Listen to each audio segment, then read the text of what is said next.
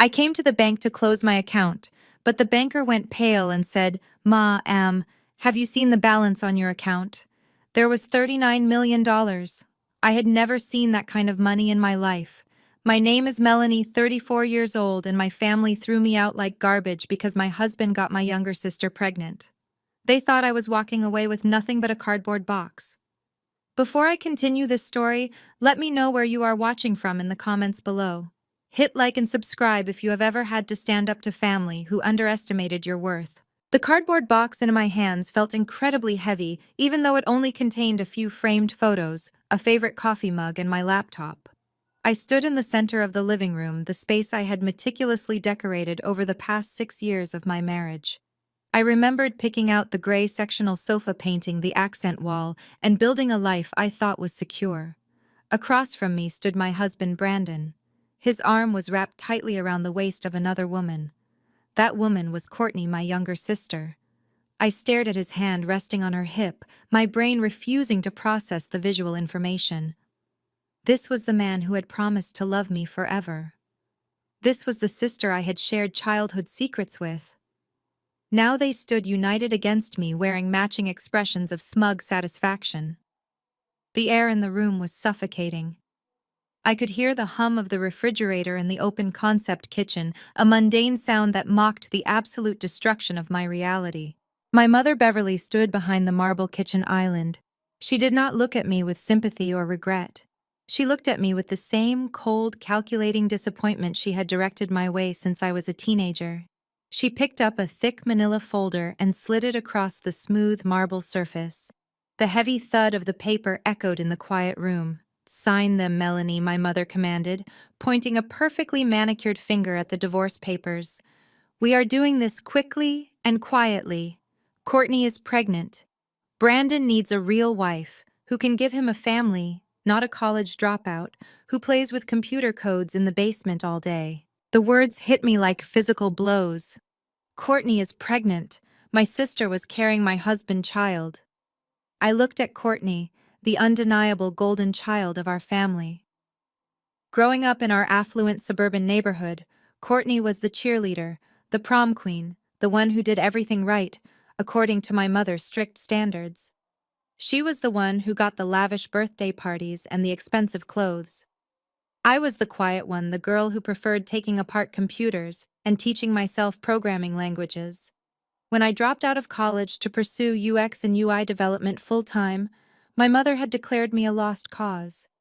She had never forgiven me for choosing a non-traditional path. Now she was literally replacing me with the daughter she always preferred. Courtney had always taken what was mine. In high school, it was my friends. In college, it was the attention of our parents.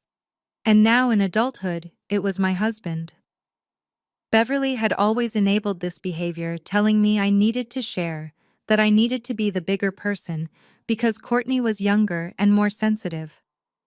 The reality was that Courtney was a manipulative opportunist, and my mother was her biggest enabler.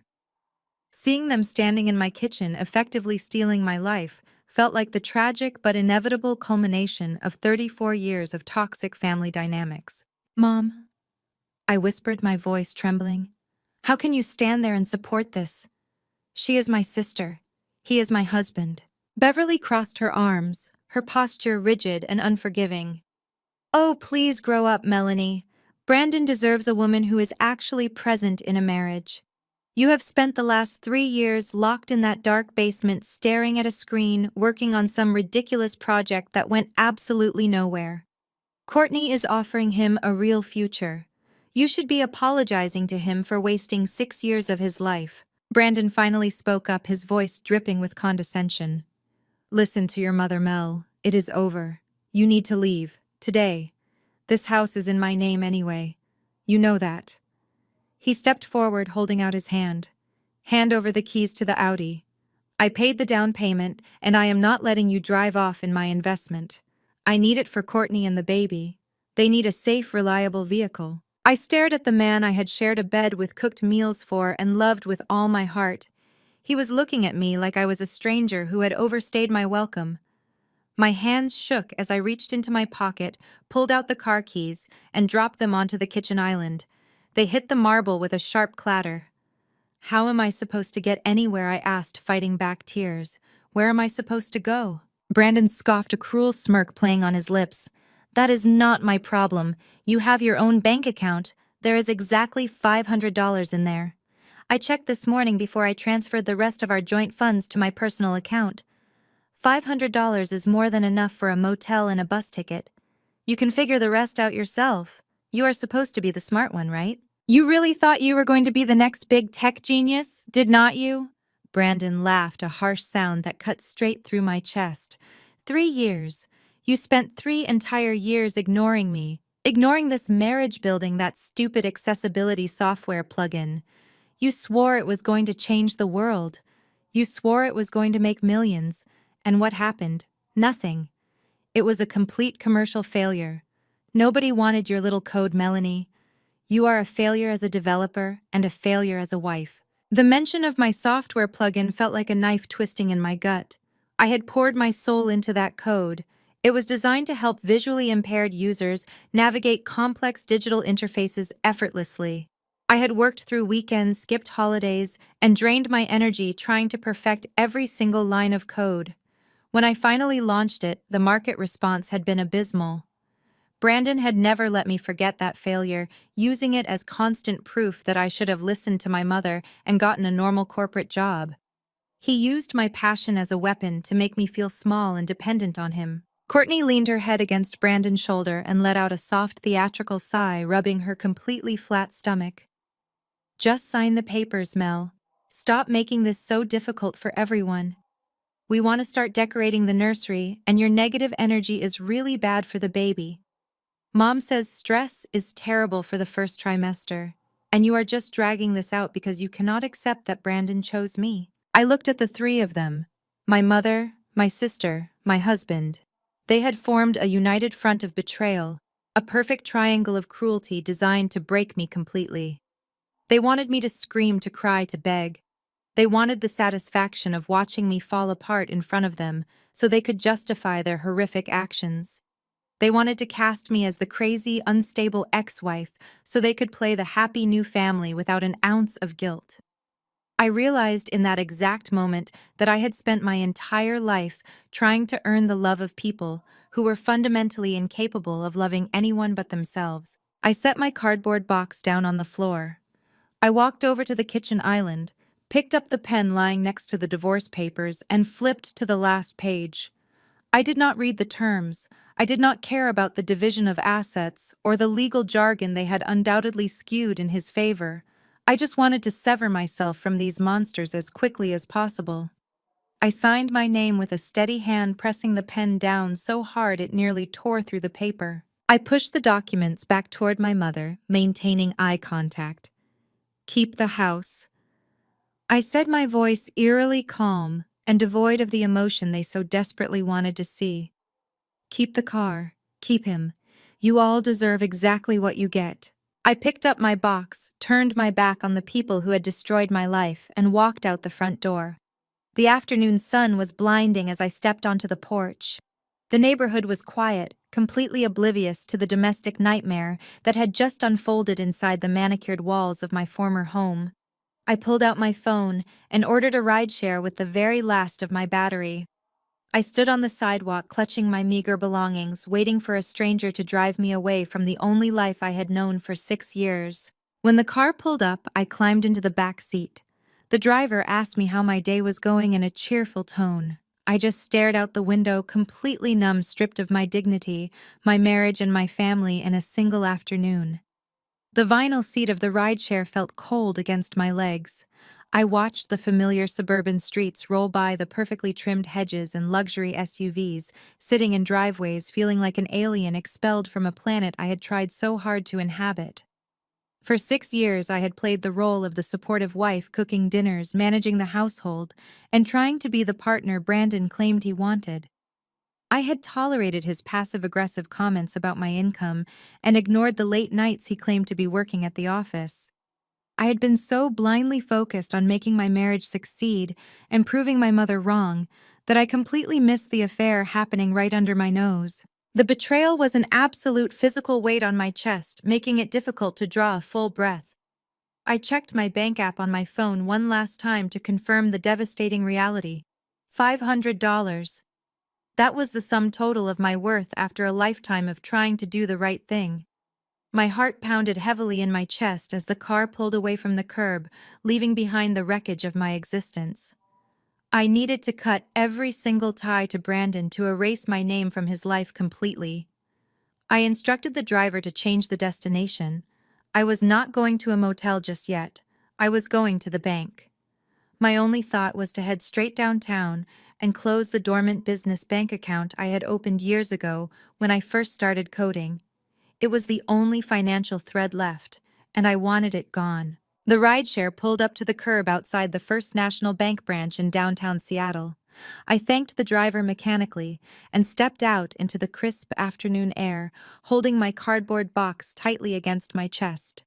The glass doors of the bank slid open with a soft mechanical hum, welcoming me into a sterile environment of polished marble and hushed conversations.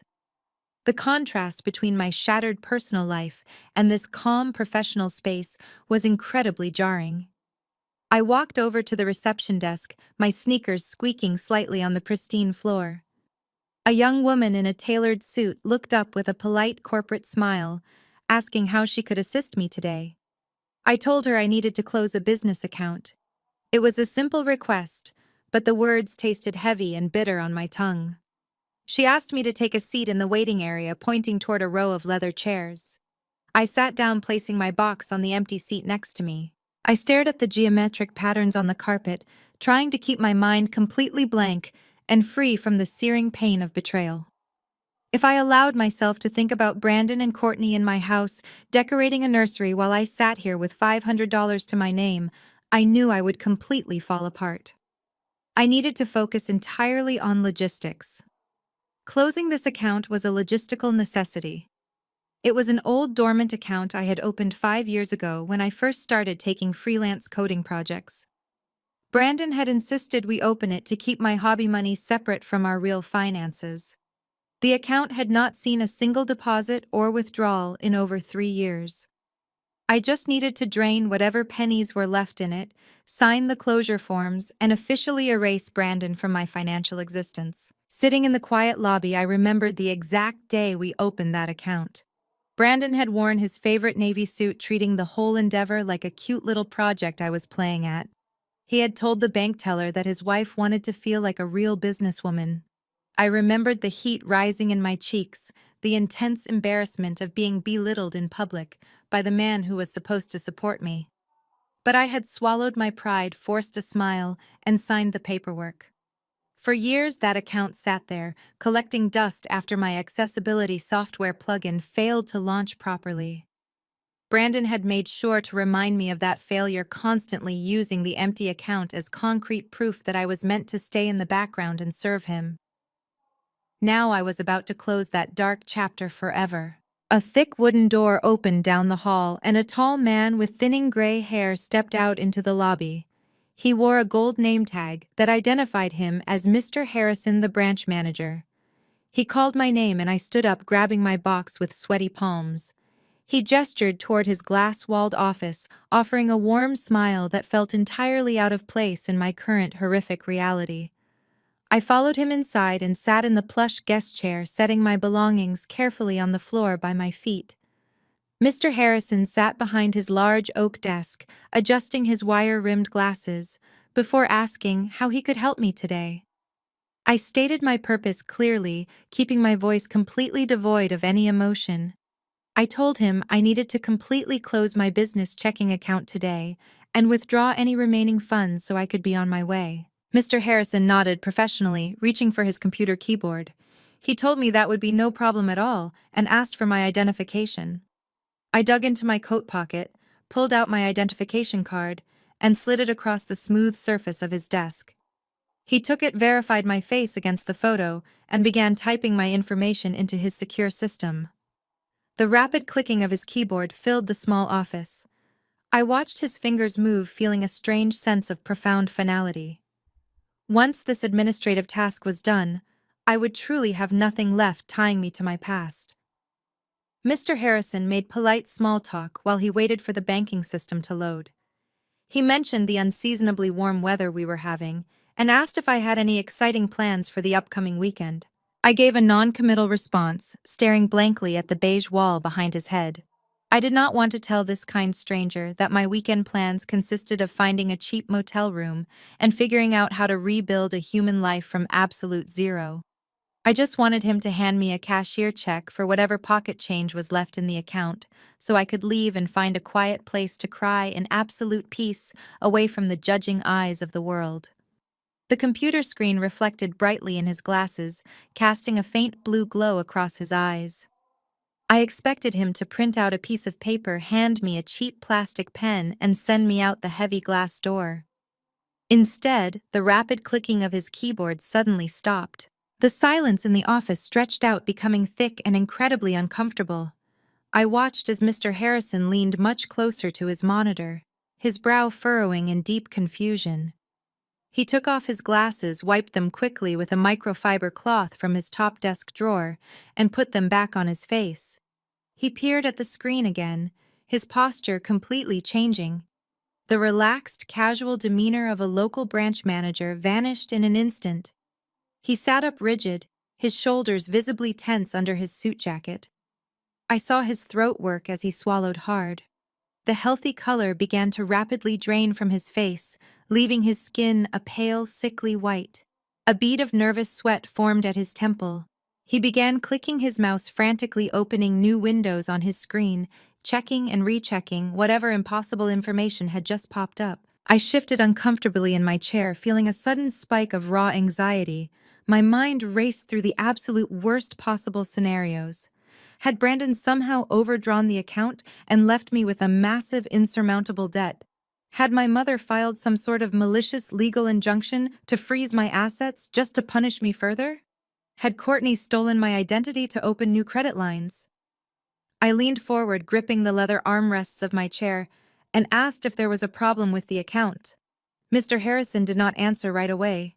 He just kept staring at the glowing monitor, his mouth slightly open as if he had completely forgotten how to speak the English language. Finally, Mr. Harrison looked away from the screen and met my eyes. He looked absolutely terrified. His hands were shaking visibly as they hovered awkwardly over his keyboard. "Miss Melanie," he began, his voice cracking slightly.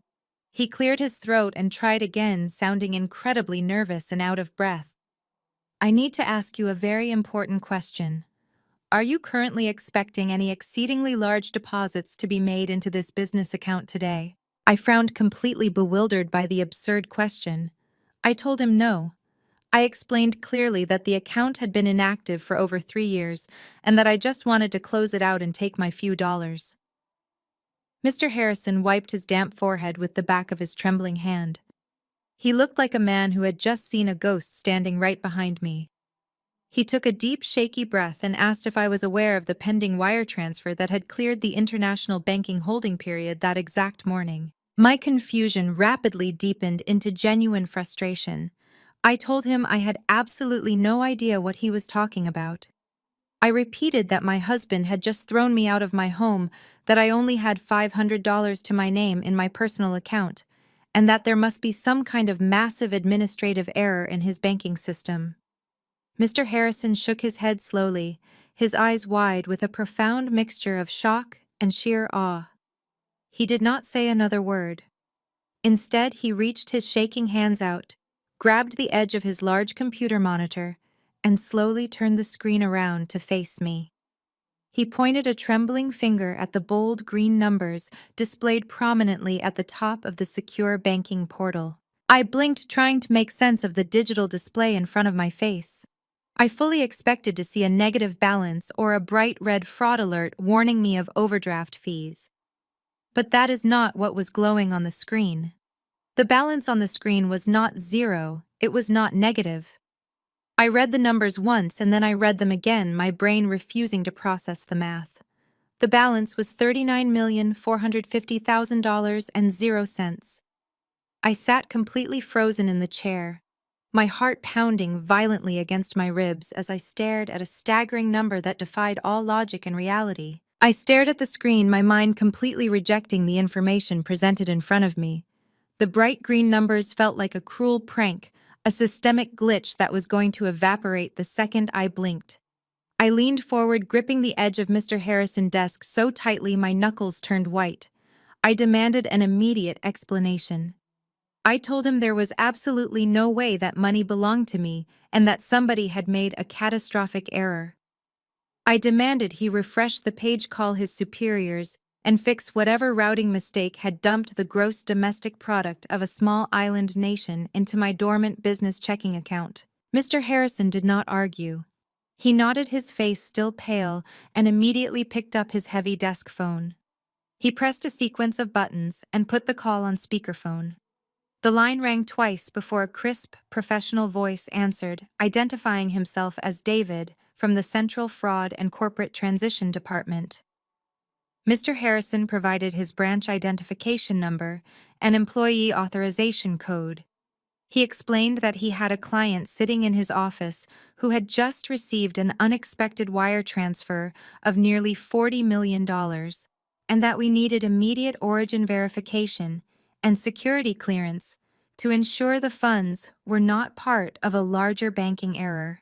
David asked for my full legal name, my social security number, and the exact date I opened the account. I rattled off the information, my voice sounding hollow and distant to my own ears. I listened to the rapid clicking of another keyboard on the other end of the line. The silence stretched out agonizingly long. I could hear the faint hum of the air conditioning unit in the ceiling above us. Finally, David returned to the line. He confirmed that my identity matched the sole proprietor listed on the receiving account.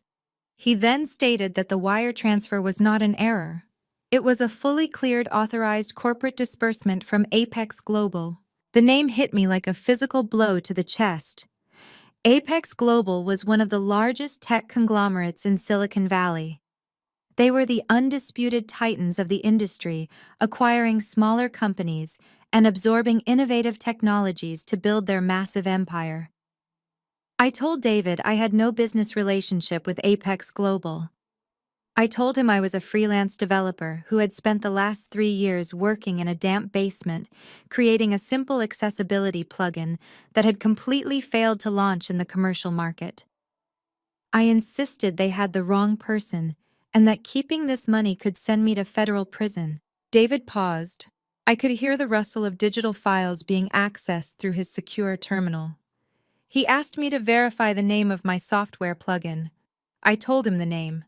It was a unique identifier I had coded from scratch to help visually impaired users interact with dynamic web elements seamlessly. David confirmed the name, matching it to his records.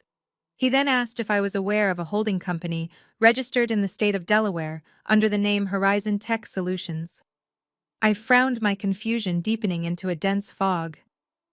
I told him I had never heard of Horizon Tech Solutions in my entire life. The atmosphere in the room shifted dramatically. Mr. Harrison shifted uncomfortably in his leather chair, crossing his arms. David's tone became incredibly serious and measured, as if he were delivering a terminal diagnosis. He informed me that Horizon Tech Solutions had been licensing my exact accessibility plugin to Apex Global for the past 4 years.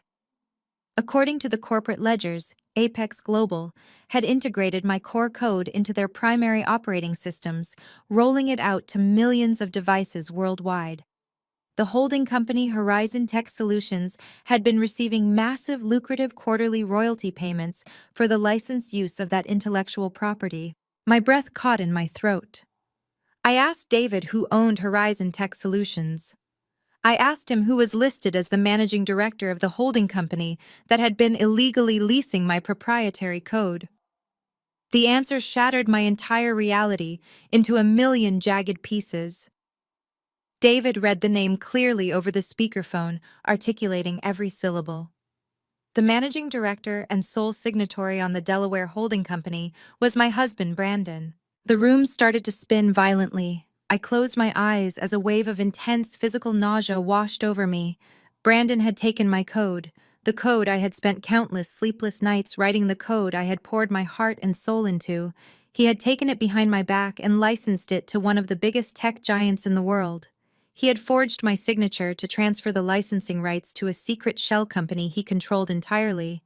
And he had been collecting quiet, lucrative royalties for 4 years while watching me suffer. Memories flooded my mind, cascading like a violent waterfall of deception.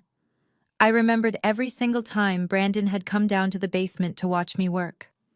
He would stand over my shoulder, feigning supportive interest, asking me detailed questions about how the back-end integration worked. He would offer to help me with the complicated legal paperwork and the initial patent filing, claiming he wanted to handle the boring business side so I could focus entirely on the creative coding process. I had trusted him implicitly. I had handed him the very documents he needed to steal my life work. But the theft of the code was not the worst part. The absolute worst part was the psychological warfare he had waged against me for years. I remembered the nights I sat crying on the cold bathroom floor, feeling like an absolute failure because my plugin had supposedly garnered zero market interest. Brandon would sit beside me, rubbing my back, putting on a masterclass performance of the loving, supportive husband. He would tell me that the tech market was just too competitive, that my ideas were just a little too niche, and that I should not feel bad about failing. He would use my devastation to convince me that I needed to rely entirely on him for survival. He had deliberately weaponized my perceived failure to control every aspect of my existence. He had used it to justify his condescending remarks, his financial abuse, and his constant demands that I play the role of the subservient, grateful wife. My mother had eagerly joined in echoing his sentiments, mocking my ambition, and telling everyone in our social circle that I was a lost cause.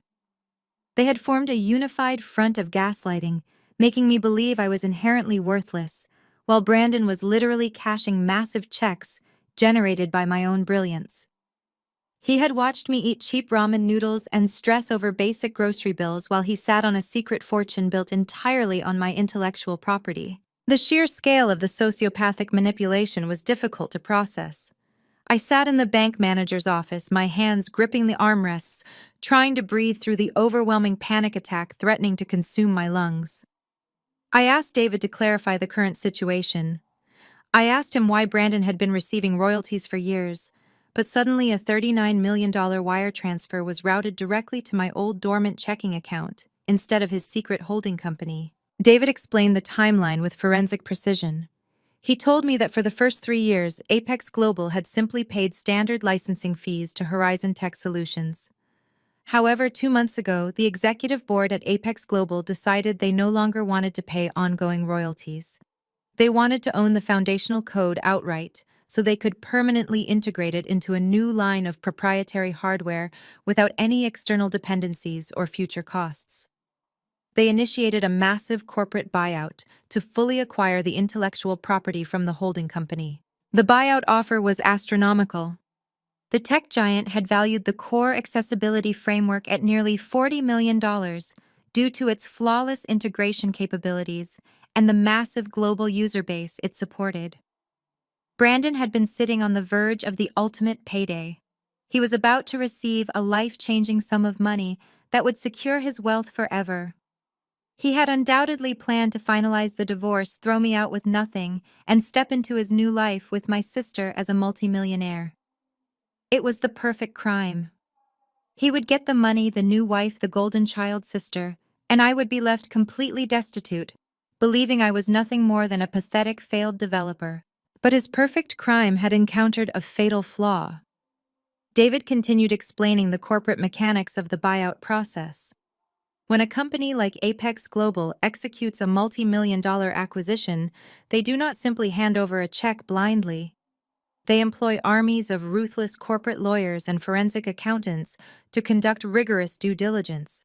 They comb through every single page of documentation to ensure the intellectual property is completely unencumbered and legally sound. They have to protect their massive investment from any future litigation or ownership disputes. During this intense due diligence phase, the tech giant aggressive legal team began auditing the original transfer of ownership documents between me, the original creator, and Horizon Tech Solutions, Brandon's shell company. They flagged massive, glaring inconsistencies. They scrutinized the signatures, the dates, and the notary stamps. They utilized advanced forensic verification software and quickly realized that the original transfer documents were entirely fraudulent. Brandon had clumsily forged my signature. He had completely fabricated the transfer of rights. Legally, Horizon Tech Solutions did not own the software. They never had. David's voice remained perfectly steady as he delivered the final piece of information. He told me that when the corporate lawyers discovered the forgery, they immediately halted all communication with Brandon Holding Company. They knew that if they paid Brandon for stolen intellectual property, they would be opening themselves up to a catastrophic multi-million-dollar lawsuit from the actual creator. They needed to secure the rights legally, and they needed to do it quietly to avoid any negative press or delays in their highly anticipated hardware rollout. So they bypassed Brandon entirely.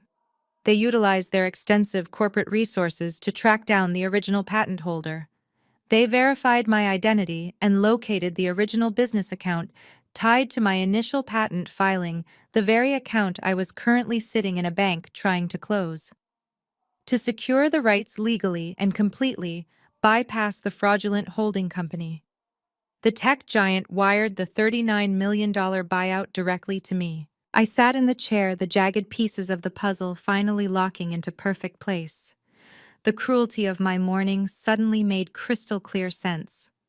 Brandon's sudden demand for a divorce, the rushed paperwork, my mother vicious insults, Courtney's smug satisfaction. They all thought the buyout was happening today. They thought the money was hitting Brandon's secret account right now. They were tossing me out like garbage because they believed they had finally won. They believed they had successfully stolen my life work and were about to become incredibly wealthy at my expense. They had absolutely no idea that Brandon's greed and arrogance had caused his entire plan to collapse at the finish line. They had no idea that the corporate lawyers had caught his forgery. And most importantly, they had absolutely no idea that the massive fortune they were currently celebrating had just landed securely in my personal bank account. The silence in the bank manager office was absolute. I sat staring at the speakerphone trying to absorb the magnitude of what David from Apex Global had just revealed. The tech giant aggressive legal team had not just found a minor clerical error, they had uncovered a deliberate, calculated felony. David explained that during their rigorous due diligence phase, their forensic accountants tore through every single document tied to Horizon Tech Solutions. They were preparing to transfer nearly $40 million, and companies of that massive size do not take blind risks. When they scrutinized the original transfer of ownership, they immediately flagged the signature. Brandon had been incredibly sloppy. He had traced my signature from our old mortgage documents, but he failed to replicate the natural pressure and flow of my handwriting. The corporate lawyers at Apex Global recognized the forgery instantly using their advanced verification software. David's voice remained completely clinical as he described how they froze Brandon out of the entire transaction. They realized that Horizon Tech Solutions did not legally own the patent for my accessibility plugin. If Apex Global proceeded with the buyout and paid Brandon's shell company, they would be acquiring stolen intellectual property. That would open them up to a massive, devastating lawsuit from the actual creator the moment the product launched globally. They could not afford that kind of legal exposure or public relations nightmare. To secure the rights legally and quietly, they executed an immediate contingency plan. They bypassed Brandon and his fraudulent LLC entirely. They traced the original patent registration back to me, verified my identity, and routed the $39 million buyout directly to the sole legitimate patent holder. I looked at Mr. Harrison, who was wiping his forehead with a cotton handkerchief. I asked David what Brandon knew about this sudden change in the financial routing.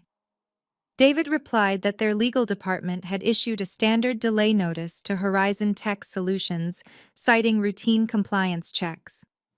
They had completely frozen him out of the communication loop while they secured the asset directly from me to prevent any interference. Brandon was sitting at home right now, believing his payday was just delayed by a few administrative days. He had absolutely no idea the tech giant had discovered his crime and wired the funds to his discarded wife. The phone call ended, leaving a heavy charged silence in the small office. I looked back at the computer monitor. The $39 million sat there in bright green numbers. It was real, and it was legally mine. But the initial shock was rapidly giving way to a new kind of terror. I was sitting in a standard commercial bank branch with a fortune sitting in a vulnerable, dormant checking account. I was legally married to a man who had just handed me divorce papers and thrown me out of my home to be with my pregnant sister. If Brandon found out this money existed, he would use every dirty legal trick in the book to claim half of it as a marital asset. He would drag me through years of grueling litigation to drain my resources and force a settlement. Mr. Harrison seemed to read my mind perfectly. He leaned forward, folding his hands on his polished oak desk. He told me that keeping this amount of capital in a standard business checking account was incredibly dangerous, especially given my current domestic situation. He explained that my husband could easily attempt to freeze my assets the moment he realized the money had bypassed his shell company. I needed specialized protection immediately. Mr. Harrison picked up his phone again. He told me he knew exactly who I needed to call to fix this. He dialed a private number and spoke in low, urgent tones, requesting immediate assistance for a high-net-worth client facing a domestic crisis.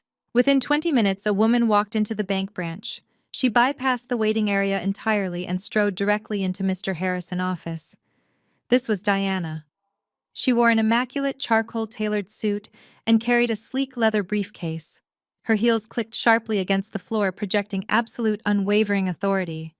Diana was a high-end wealth management attorney who specialized in protecting the assets of ultra-high net worth individuals from hostile litigation. Mr. Harrison introduced us quickly, stepping back to let her take complete control of the room. Diana did not offer empty sympathy or useless platitudes about my broken marriage. She sat down across from me, opened her briefcase, and looked at me with piercing dark eyes. She told me we had a very narrow window of time to secure my future before my husband realized his fraudulent empire had collapsed. She asked me a series of rapid-fire questions about my marriage, the divorce papers I had just signed, and the exact timeline of Brandon's actions today. I answered her with complete transparency, laying out every detail of his betrayal, my sister pregnancy, and the horrific scene I had just escaped in my living room. Diana listened without interrupting her expression, hardening into a look of predatory focus. When I finished, she leaned back and delivered her brilliant assessment. She told me that Brandon had severely miscalculated his position. By forcing me to sign the divorce papers under duress today and demanding I leave the property, he had initiated the separation of our lives before the buyout funds were officially discovered or processed into his account. However, we needed to ensure this money was completely shielded from any future marital asset claims he might attempt to file. She explained that if the money stayed in a domestic account tied to my name, Brandon lawyers could petition a local judge to freeze it during the divorce discovery phase. We could not let that happen under any circumstances. Diana outlined a ruthless, highly effective legal strategy to protect me. She told me she was going to establish a secure, heavily protected offshore trust immediately. This trust would be registered in a jurisdiction with ironclad asset protection laws, specifically designed to shield capital from hostile domestic litigation. The trust would be established solely in my name as the primary beneficiary, but structured in a way that made the assets legally untouchable by any impending divorce proceedings or fraudulent claims from my soon-to-be ex-husband. She pulled a stack of dense legal documents from her briefcase. She had clearly anticipated this exact scenario when Mr. Harrison called her. She walked me through every single page, explaining the complex mechanics of the offshore entity. She detailed how the funds would be routed through a series of secure institutional accounts, completely masking the money trail from anyone trying to perform a basic domestic asset search. She assured me that this was entirely legal and standard practice for individuals experiencing sudden, massive liquidity events under hostile personal circumstances. I picked up the heavy silver pen she offered me. My hand was no longer shaking with fear or sadness. The crushing weight of the morning betrayal was being rapidly replaced by a cold, calculated determination to survive. I signed the documents authorizing Diana to establish the trust and execute the immediate transfer of the $39 million. Mr. Harrison processed the paperwork without hesitation, utilizing his top-level managerial clearance to expedite the massive international wire transfer. I watched the computer monitor as the bright green numbers disappeared from my dormant business account. The balance returned to exactly zero. The money was gone, securely routed into an impenetrable financial fortress that Brandon could never touch. Diana packed her documents back into her briefcase, snapping the brass locks shut with a satisfying, confident click. She told me the trust was now active and the funds were fully protected from any domestic interference. She handed me a sleek, black encrypted debit card tied to a secure domestic allowance account, ensuring I had immediate access to whatever funds I needed to live comfortably without exposing the primary trust. Diana gave me strict, unwavering instructions for the coming weeks. I was to maintain absolute silence about the money. I was not to confront Brandon about the forgery under any circumstances. I was not to warn my family about their impending doom. I was to let them proceed with their arrogant, false narrative. She told me to let Brandon file the divorce papers he had forced me to sign. We would let him believe he was casting me aside with absolutely nothing to my name. She smiled a sharp, dangerous smile that made me glad she was on my side. She told me that in high-stakes litigation the most powerful weapon is always the information the enemy does not know you have. We were going to let Brandon dig his own grave while he thought he was burying me. I walked out of the bank with Diana business cards safely tucked in my pocket and the encrypted debit card hidden in my wallet. The afternoon sun was beginning to set, casting long, beautiful golden shadows across the bustling Seattle skyline. I stood on the busy sidewalk, watching the city move around me with a newfound sense of clarity. A few short hours ago, I had been a discarded, broken wife, clutching a cardboard box, believing my life was entirely over. Now I was a multimillionaire, backed by a ruthless legal team, holding the ultimate power to completely destroy the people who had tried to break me. I thought about Brandon. I pictured him sitting in the living room I had decorated, rubbing Courtney's pregnant belly, and eagerly checking his Secret Horizon Tech Solutions account on his phone. He was waiting for the $39 million to drop. He was probably already planning exactly how to spend it. He was likely looking at luxury sports cars, browsing massive real estate listings, and celebrating his perfect, flawless crime. He still thought his massive payday was imminent. He still thought he had outsmarted the corporate lawyers, the international banking system, and his naive, trusting wife. He had absolutely no idea that the money he had stolen my code to get was already sitting safely in my offshore trust. He had no idea that his forgery had been discovered by some of the most aggressive corporate attorneys in Silicon Valley. He had no idea that he had committed federal wire fraud and left a massive digital paper trail leading right back to his shell company. He was currently celebrating a major victory he had not actually won. I thought about my mother, Beverly. I imagined her gloating to her pretentious country club friends about how her golden child Courtney had finally secured a wealthy, successful man. I imagined her sneering at my supposed failure, feeling completely justified in throwing me out onto the street. She believed she had orchestrated the perfect lifestyle upgrade for her favorite daughter. She had traded the broke software developer for the incoming tech multimillionaire. She had no idea she had just tied her favorite daughter to a broke, fraudulent criminal who was about to face absolute financial and legal ruin. A cold, deeply satisfying calm washed over my entire body. I did not need to scream or cry or beg for justice from people incapable of providing it. Justice had already been served to them on a silver platter. I just had to wait patiently for them to realize it. Across town, inside the very house I had painstakingly decorated, Brandon was pacing the hardwood floors. He held his smartphone in a tight grip, his thumb furiously swiping down to refresh his banking application. The screen remained unchanged.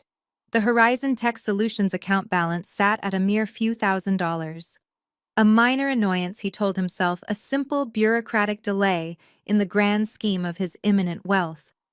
Apex Global had sent an automated corporate email citing routine compliance checks and a mandatory international holding period for disbursements exceeding $30 million. To a man blinded by his own arrogance, this sounded perfectly standard. Brandon did not possess the technical or legal comprehension to understand that corporate lawyers do not simply delay wire transfers without cause.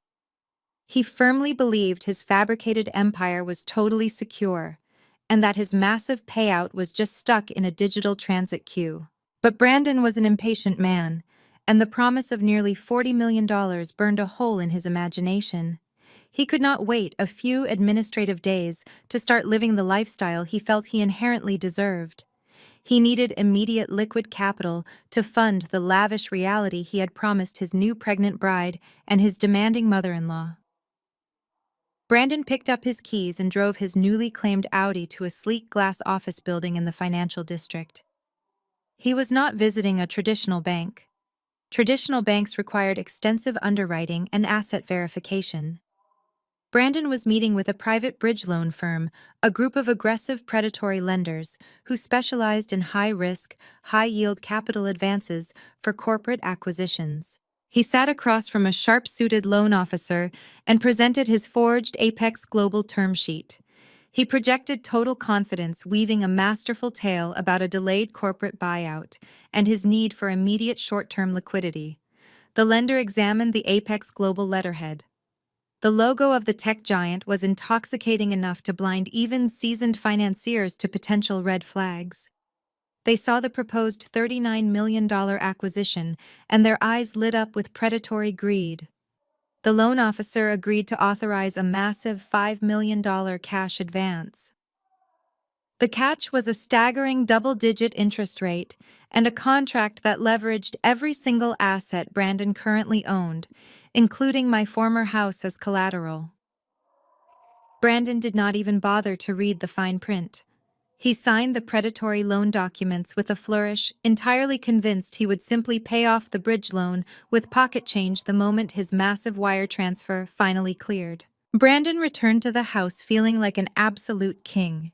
He walked through the front door and tossed a heavy leather briefcase onto the kitchen island, right where my divorce papers had sat, just a few days prior. Courtney and Beverly were sitting in the living room flipping through bridal magazines and high-end real estate brochures. Brandon popped the latches on the briefcase, revealing stacks of bundled $100 bills and a certified bank draft. He announced that the first wave of their new fortune had arrived. He told them that the corporate red tape was taking a few extra days, but his brilliant financial maneuvering had secured them millions in walking around money. The reaction was instantaneous and explosive. Beverly actually squealed, clapping her hands together like a giddy child. Courtney threw her arms around Brandon's neck, kissing him and praising him for being a real provider, a true man who actually knew how to take care of his family. Brandon soaked up their adulation, his ego swelling to massive proportions. He popped a bottle of vintage champagne he had picked up on the way home. As they drank the expensive wine, Brandon looked at my sister and my mother with a smug, satisfied grin. He told them to go out and buy whatever they wanted. He insisted they spare absolutely no expense. He claimed they all deserved a massive reward for putting up with my dead weight for so long, and that it was finally time to show the entire city exactly who the real winners were. Courtney and Beverly did not need to be told twice. The very next morning, they embarked on an exorbitant luxury shopping spree that would have made reality television stars blush. They hired a private town car to drive them to the most exclusive high-end retail district in the city. They walked into designer boutiques, behaving as if they owned the very buildings. Beverly demanded personal shoppers and private viewing rooms, snapping her fingers at sales associates and treating the retail staff with appalling condescension. They bought out entire racks of clothing, sweeping silk dresses, cashmere coats, and tailored suits into their arms, without once glancing at a price tag. Courtney focused her attention on luxury accessories. She walked into a prestigious diamond jeweler and sneered at the modest engagement ring Brandon had originally given her. She demanded to see the vault pieces. She spent 2 hours trying on massive, flawless diamonds, eventually selecting a breathtaking 6-carat emerald-cut ring surrounded by a halo of brilliant diamonds. She paid for it using the black card Brandon had linked to his new bridge loan account. She slipped the massive stone onto her finger, admiring the way it caught the light, completely oblivious to the fact that the money paying for it was borrowed against a fraudulent corporate claim. Their next stop was the luxury auto mall. Courtney had decided that the Audi Brandon took from me was simply not good enough for a woman of her new, elevated social stature. They walked into a high-end European dealership, demanding immediate service from the general manager. Courtney pointed a perfectly manicured finger at a top-of-the-line, pristine white G-Wagon sitting on the showroom floor. She demanded it be prepped for immediate delivery. Brandon, who had met them at the dealership after a morning of day drinking at an exclusive country club, decided he also needed an upgrade. He selected a custom matte black Porsche 911. They put down massive, non-refundable cash deposits on both vehicles, signing the financing paperwork with absolute arrogant glee.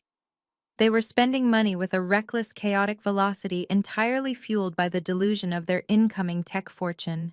As the days passed, their spending habits became increasingly unhinged, and their need for public validation grew completely insatiable. Courtney and Beverly could not simply enjoy their new stolen wealth in private. They needed an audience. They needed to rub their perceived victory in the faces of everyone they knew, especially mine. They launched a relentless, aggressive social media assault designed to flaunt their new lifestyle and publicly humiliate me in the process. Courtney's Instagram feed transformed overnight from mundane suburban updates to a curated gallery of extreme wealth.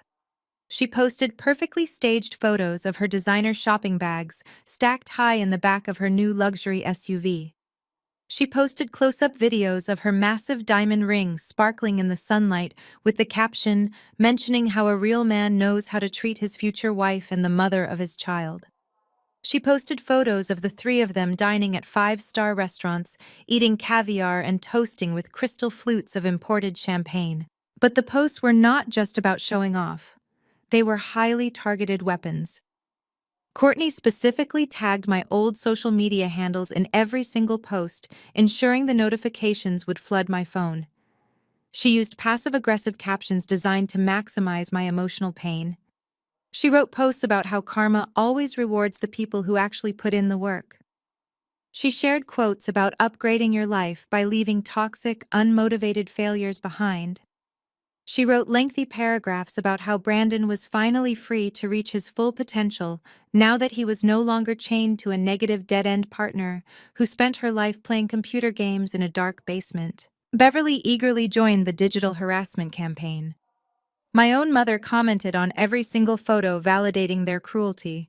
She left comments praising Brandon for being a stellar provider and expressing her profound joy that her daughter was finally marrying a man of substance. She posted updates on her own page talking about how the universe always corrects itself and how true family is built on success and ambition, not lazy delusions. They were painting a public narrative where I was the villainous, lazy burden, and they were the triumphant heroes stepping into their rightful, opulent destiny. They wanted the entire city, their social circles, and our extended family to see my absolute defeat. They wanted me to sit in a cheap motel room, crying over their posts, feeling the crushing weight of my own inadequacy. They wanted me to be completely destroyed by their public display of victory. What they did not know was that I was not sitting in a cheap motel room. I was sitting in the expansive living room of a highly secure luxury penthouse in the center of the downtown financial district. The floor-to-ceiling windows offered a breathtaking panoramic view of the entire city skyline. I sat on a plush cream-colored sofa resting a cup of imported green tea on my lap. My phone rested on the glass coffee table in front of me, buzzing steadily with notifications from Courtney-targeted social media tags. I picked up the phone and casually scrolled through their posts. I looked at the photos of the G-Wagon, the diamond ring, the designer bags, and the expensive champagne. I read the vicious captions about karma, and leaving failures behind. I read my mother glowing comments praising the man who had committed federal wire fraud. I did not feel a single ounce of sadness. I did not shed a single tear. I just sat in my quiet, secure fortress and smiled a deep, genuine smile. I watched them eagerly, gladly walking straight into the most devastating trap imaginable. They were building a massive house of cards on a foundation of borrowed money and forged documents. Every single dollar they spent, every luxury car deposit they made, every bridge loan Brandon signed, drew the noose tighter around their own necks. They were publicly documenting their own impending ruin, providing a digital trail of their reckless spending fueled by a fortune they would never possess. They believed they were taunting a defeated woman, but they were actually performing a tragic comedy for an audience of one. They were celebrating a victory lap on a track that led directly to a cliff, and I was perfectly content to sit back, sip my tea, and watch them accelerate toward the edge. I closed the social media application and set the phone back down on the glass table. I did not need to respond to their posts. I did not need to defend myself or prove my worth to their shallow audience. Diana had advised me to maintain absolute perfect silence, and I was following her legal strategy to the letter. Every day that passed was another day their bridge loan interest compounded. Every day was another day the corporate lawyers at Apex Global gathered more evidence of Brandon forgery. Every day was another day my $39 million generated secure, legitimate interest in my offshore trust. I just had to remain a ghost, letting their own unchecked greed and boundless arrogance do all the heavy lifting for me. Let them buy the cars I thought, leaning back into the soft cushions of my penthouse sofa. Let them buy the diamonds and the designer clothes. Let them leverage every single asset they had to their names. The higher they climbed on their mountain of fraudulent debt, the harder the impact would be when gravity finally took hold. They wanted to talk about karma and upgrading their lives. They were about to learn exactly what karma looked like when it was backed by a ruthless wealth management attorney and a massive Silicon Valley legal team. I took another slow sip of my tea, enjoying the profound, peaceful silence of my new life, while the architects of my past eagerly engineered their own absolute destruction. The penthouse was a fortress of glass and steel, suspended high above the chaotic noise of the city. I spent my mornings standing by the massive windows watching the tiny cars navigate the busy intersections far below. My new life was entirely invisible to the people who had tried to destroy me. To Brandon, Courtney, and Beverly, I was a pathetic ghost, haunting the cheap motels on the outskirts of the city. They firmly believed I was surviving on vending machine food and crying myself to sleep on a stained mattress. I did nothing to correct that narrative. I ordered my groceries through a private delivery service and spent my days exercising in the private gym. I relished the safety of my absolute anonymity. While my family paraded their fraudulent wealth across every social platform they could find, I remained a master class in restraint. I knew true power did not need an audience. The trust held my $39 million securely. I was completely financially invincible, yet I played the defeated victim flawlessly. The illusion of my total ruin was tested on a rainy Tuesday afternoon when my secure cell phone vibrated on the marble kitchen counter. I glanced at the caller identification and saw my mother name flashing on the screen. Beverly had not contacted me directly since the day she handed me those divorce papers in my former kitchen. I let it ring 3 times before pressing accept, holding the device to my ear. I did not say a word. I waited, listening to the sharp intake of breath on the other end of the line. Beverly did not bother with pleasantries or fake maternal concern. She launched immediately into a cold, calculated attack. She told me that she had been reviewing her old financial records and noticed an outstanding discrepancy. She claimed that 5 years ago, when I first started my freelance coding career, she had given me a $2,000 family loan to help cover my server hosting costs. She demanded the loan be repaid in full by the end of the day. The audacity of the request was absolutely staggering. 5 years ago, she had handed me a check for $2,000 and explicitly called it an early birthday gift. She had told me she wanted to support my little computer hobby. Now she was weaponizing that gift, transforming it into a strict financial obligation simply to inflict maximum pain. She knew Brandon had left me with exactly $500. She knew I had no steady income and no assets. Demanding $2,000 was absolutely not about retrieving lost capital.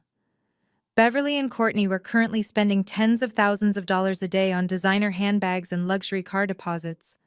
$2,000 was absolute pocket change to the imaginary fortune they believed they possessed. This unexpected phone call was purely about cruelty.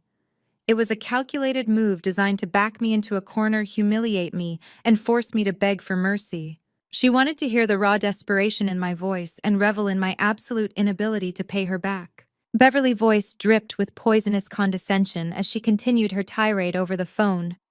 She told me that Courtney needed the money for the nursery renovations and that it was completely unfair for me to hold on to family funds when I was no longer part of the family. She suggested that if I could not afford to pay it back, I should consider getting a job at a fast food restaurant instead of pretending to be a software developer. She even mocked my living situation, stating she hoped the cheap motel I was staying in had reliable internet so I could process the bank transfer. I kept my breathing slow and measured, refusing to give her a single ounce of the emotional reaction she craved. I told her I needed to check my finances and would call her right back. I hung up the phone, cutting off her arrogant laughter, and immediately dialed Diana's private number.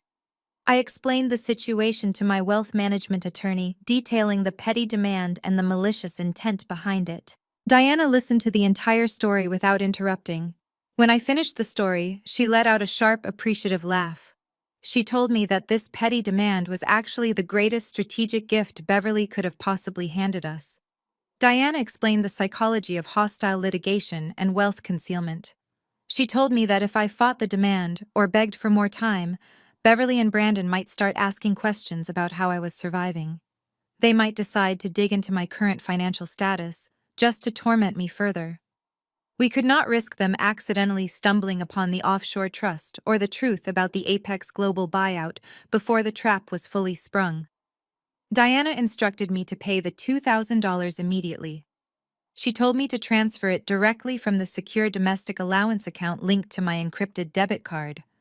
Paying the money without a fight would cement their absolute delusion. It would convince them that they had successfully squeezed the very last drop of blood from my lifeless financial corpse. I understood the brilliance of Diana's strategy immediately. Submitting to Beverly's cruel demand would serve as the ultimate camouflage for my massive wealth. I calmly opened my highly secure banking application and swiftly initiated a direct wire transfer to my mother account for exactly $2,000. I did not add a note or a message. I simply executed the transaction and watched the funds leave my allowance account. A few minutes later, my phone lit up with a barrage of text messages. The financial transfer had gone through perfectly, and the reaction was absolutely instantaneous. Beverly texted me a single thumbs-up emoji, followed by a message telling me that it was good to see I was finally taking some personal responsibility for my failures. Courtney quickly followed up with a text of her own, telling me to enjoy living on the streets now that my last dime was gone. They were gloating, celebrating their petty victory with absolute vicious delight. They truly believed they had completely destroyed me and my financial future entirely. I set my mobile phone down on the marble counter and smiled. I felt a profound sense of empowerment knowing that the $2,000 I had just sent them was literally less than the interest my trust account generated while I was drinking my morning coffee. Their sheer arrogance had completely blinded them to reality. They were so utterly convinced of their own superiority and my inherent weakness that they could not see the massive storm gathering directly above their heads. By paying the money, I had effectively locked the door to their delusion and thrown away the key. They would continue to spend Brandon fraudulent bridge loans with reckless abandon, completely certain that no one was coming to stop them. They would continue to post their fake luxury lifestyle online, digging a deeper hole with every single credit card swipe. I had purchased my absolute privacy and their continued ignorance for the incredibly low price of $2,000. It was arguably the best financial investment I had ever made in my life. With my highly toxic family successfully distracted by their own petty cruelty, I quickly turned my attention to the future. I walked out of the kitchen and entered the sprawling home office I had set up in the penthouse. The large room was equipped with three massive high-definition monitors, a custom-built processing tower, and a wall of whiteboards covered completely in complex architectural diagrams. I was not just hiding in this luxury fortress waiting for Brandon Empire to collapse, I was actively building my very own. The $39 million from Apex Global was not just a settlement, it was seed capital. I sat down in my ergonomic leather chair and woke up my computer screens.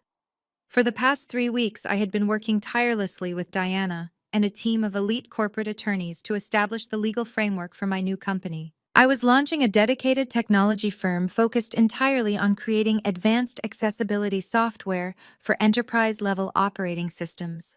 The sheer momentum I was building was absolutely unstoppable. The heavy corporate paperwork sat in a neat, organized stack on my wooden desk, awaiting my final signature. I picked up my favorite pen and quickly signed the critical articles of incorporation, officially bringing Lumina Tech Solutions into existence. I was no longer a freelance developer, working out of a damp basement, relying on a deceitful husband to handle the business logistics. I was the founder and chief executive officer of a fully funded technology firm with a massive capital reserve and an impeccable industry reputation, courtesy of the Apex Global acquisition. I had already begun recruiting top-tier engineering talent, offering highly competitive salaries and remote work flexibility to build my initial development team.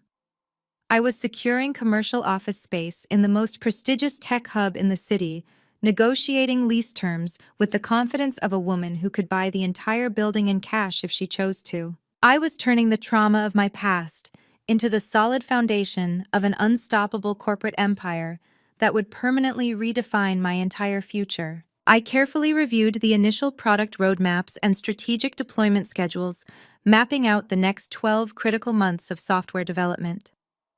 I was expanding on the core concepts of my original plugin, designing a comprehensive suite of accessibility tools that would revolutionize how disabled users interacted with digital environments. The work was demanding, complex, and incredibly fulfilling. Every line of code I reviewed, every business strategy I finalized, felt like a definitive step away from the toxic shadow of my family. I was channeling all the energy I had once wasted trying to earn my mother approval into building something that actually mattered. I did not need Beverly validation or Brandon fake support anymore. I was entirely self-sufficient, armed with undeniable genius, and fortified by tens of millions of dollars. I worked late into the evening, fueled by espresso and sheer unrelenting ambition, listening to the quiet hum of my powerful servers.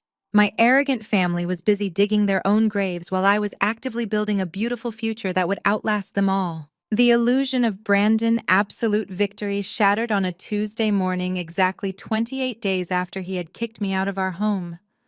It started with a single phone call from the predatory lending firm that had financed his $5 million bridge loan.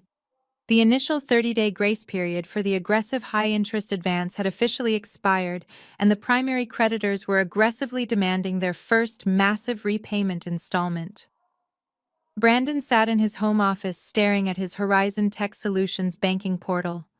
The screen displayed a pathetic balance of just under $3,000. The $39 million wire transfer from Apex Global was still entirely missing. The deep, gnawing sensation of genuine panic finally began to claw at the edges of his immense ego. He ignored the ringing phone and frantically logged into his email, searching for any communication from the corporate acquisition team. There was absolutely nothing. No updates, no delays, no confirmations. The silence from Silicon Valley was utterly deafening. Brandon poured himself a glass of expensive bourbon, his hands trembling violently as the amber liquid splashed over the heavy crystal rim. The lenders did not stop calling.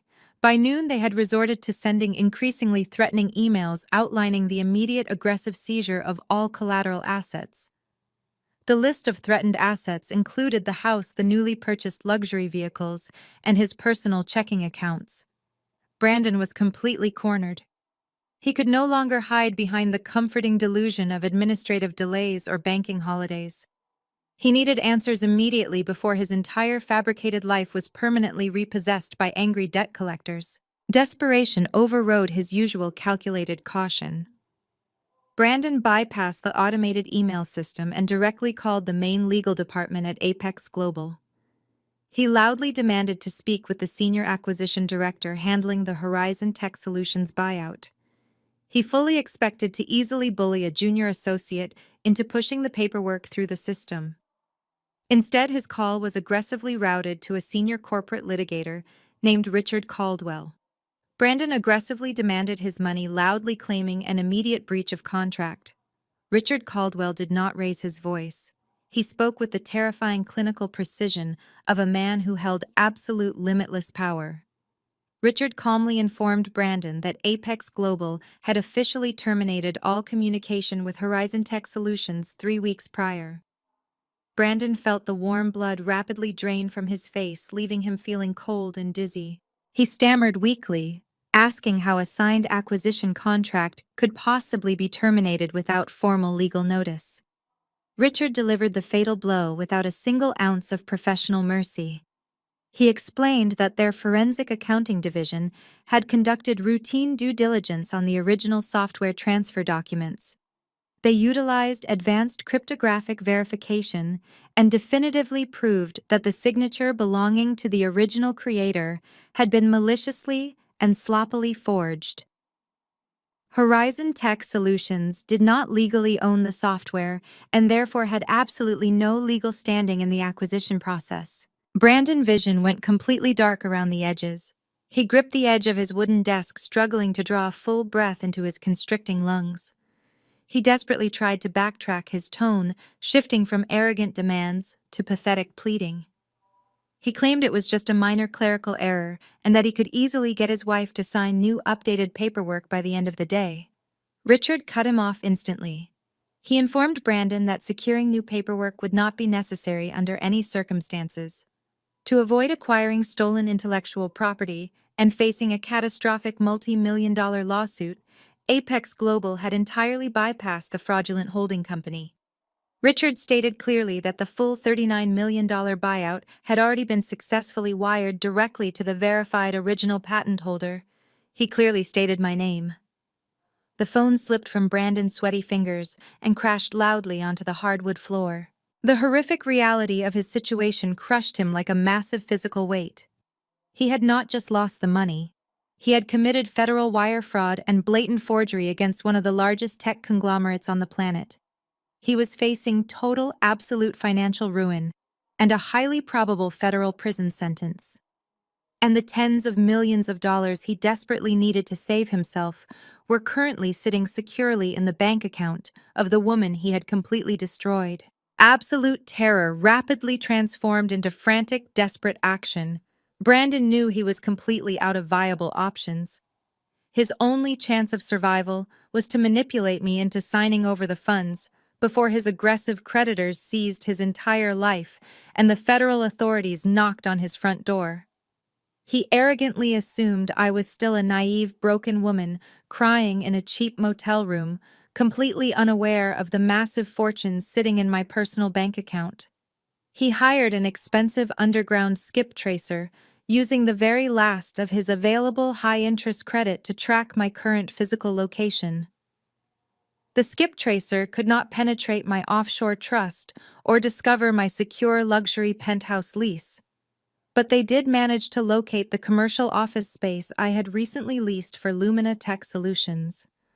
Brandon ran out of his house and jumped into his heavily financed Porsche. He drove across town, recklessly breaking multiple traffic laws in his frantic, desperate rush to reach me before his world collapsed.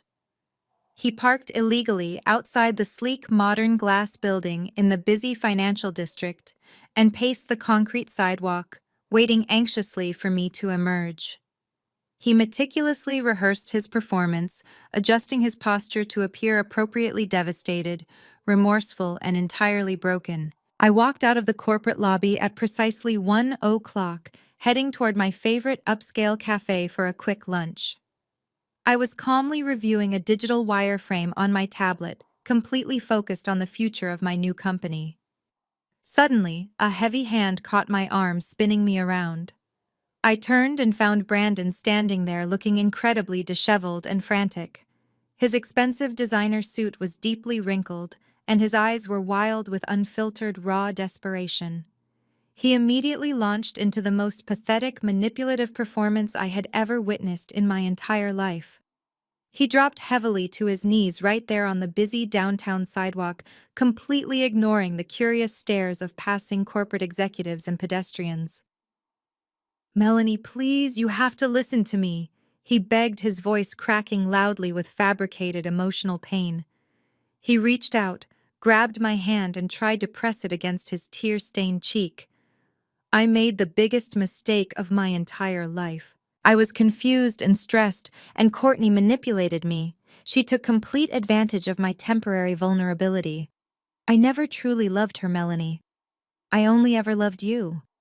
I was an absolute fool to let you walk out that door. I stared down at the man kneeling on the dirty concrete, feeling absolutely nothing but profound clinical disgust. I forcefully pulled my hand away from his sweaty grip and took a deliberate, measured step back. Brandon refused to stop his frantic, desperate monologue. Fake tears were actually forming in his eyes as he aggressively attempted to play the tragic victim. He loudly claimed that he had kicked Courtney out of the house that exact morning, throwing his pregnant new wife completely under the bus in a pathetic attempt to save his own skin. He begged me to come back home, promising that we could start over and forget the past month ever happened. He insisted that we made a brilliant, unstoppable team and that we could equally share everything we had built together over the years. He talked endlessly about our wonderful shared future, entirely failing to mention the $39 million he desperately needed to steal from me to pay off his massive fraudulent debts. He was betting his entire existence on my supposed emotional weakness. He incorrectly assumed I was still so desperate for his validation that I would blindly welcome him back and happily hand over my entire tech fortune. He looked up at me with wide, pleading eyes, waiting for me to crumble into his arms and save him. His performance was a masterclass in narcissistic manipulation, but it was entirely wasted on me. I watched him scramble and beg, noting how quickly he was willing to discard Courtney the moment she was no longer useful to his grand financial scheme. He continued to grovel on the sidewalk, promising me the world, while secretly plotting to rob me blind. The sheer, arrogant audacity of his pathetic plan was almost comical. He truly believed he could easily charm his way out of federal wire fraud and absolute financial ruin simply by offering me a few fake tears, empty promises, and a completely hollow, predictable apology. He reached out again desperately, trying to grab the bottom hem of my perfectly tailored suit jacket, his cold fingers trembling with absolute terror as he waited eagerly for my final response. I looked down at his trembling fingers gripping the expensive fabric of my suit jacket.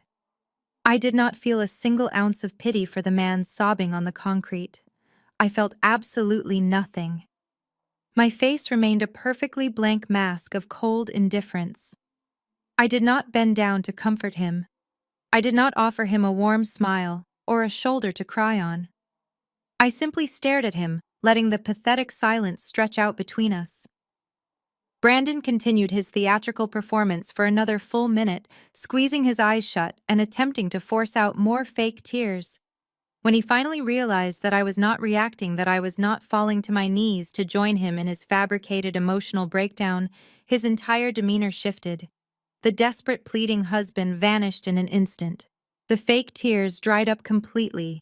His grip on my jacket loosened and he slowly stood up, dusting the city grime off his wrinkled trousers. The mask of remorse slipped off, revealing the arrogant, narcissistic bully I had tolerated for 6 long years. Brandon let out a harsh, frustrated sigh and ran a hand through his perfectly styled hair.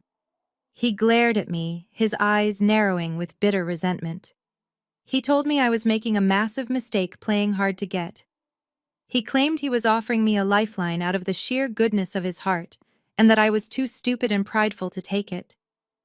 He aggressively stepped into my personal space, attempting to use his physical size to intimidate me, the way he had done so many times in our dark basement. He told me that Courtney was already driving him crazy, and that he was willing to throw her out just to bring some peace and quiet back into his life. He demanded I stop acting like a tough corporate executive and remember my actual place. He told me I was a broke college dropout who needed him to survive, and that playing this silent game of resistance was pathetic. I maintained my ground, refusing to step back or break eye contact. My complete lack of fear deeply unsettled him, but his towering ego quickly overrode his brief hesitation. If the romantic seduction angle was not going to work, he was entirely prepared to pivot to financial brute force. Brandon reached inside his tailored suit jacket and pulled out a thick folded legal envelope. He slapped it against his palm, a cruel, predatory smile spreading across his face. He told me that since I wanted to be difficult, he was going to make this a pure business transaction. He declared that he was completely done dealing with my stubborn attitude and just wanted to finalize the divorce immediately so he could move on with his highly successful life. He opened the envelope and pulled out a freshly printed legal document, shoving it toward my chest. Brandon proudly announced that this was an updated, expedited divorce settlement. He claimed his lawyers had drafted it that very morning. He told me he was willing to be incredibly generous despite my terrible attitude. He offered me a one-time lump sum payment of $50,000 to sign the document right there on the busy sidewalk. He boasted that $50,000 was more money than a failed freelance developer like me would see in a decade. He painted the offer as an act of profound charity, telling me it would keep me out of cheap motels for a few years if I budgeted properly.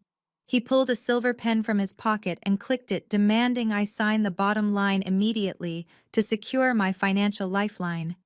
He insisted that if I walked away from this generous offer, he would make sure I ended up completely destitute, fighting a ruthless legal battle I could never afford. I did not reach for the pen. I did not even look at the piece of paper he was forcefully shoving into my personal space. I knew exactly what that document was. My elite wealth management attorney Diana had anticipated this precise maneuver. She had warned me that a desperate cornered animal would always try to bite its way out of a trap. She had explicitly coached me on the legal mechanics of Brandon's impending panic. Hidden deep within the dense, complicated legal jargon of that updated settlement was a highly predatory clause.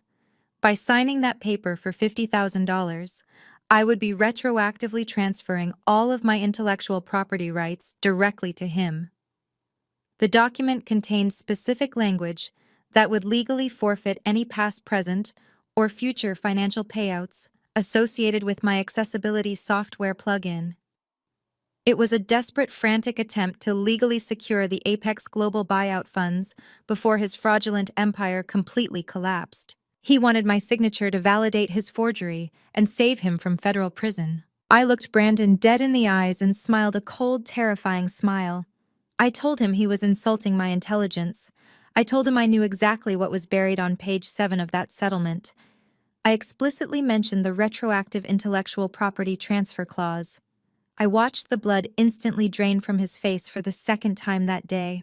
His arrogant, confident sneer vanished, replaced by a look of sheer, unadulterated horror.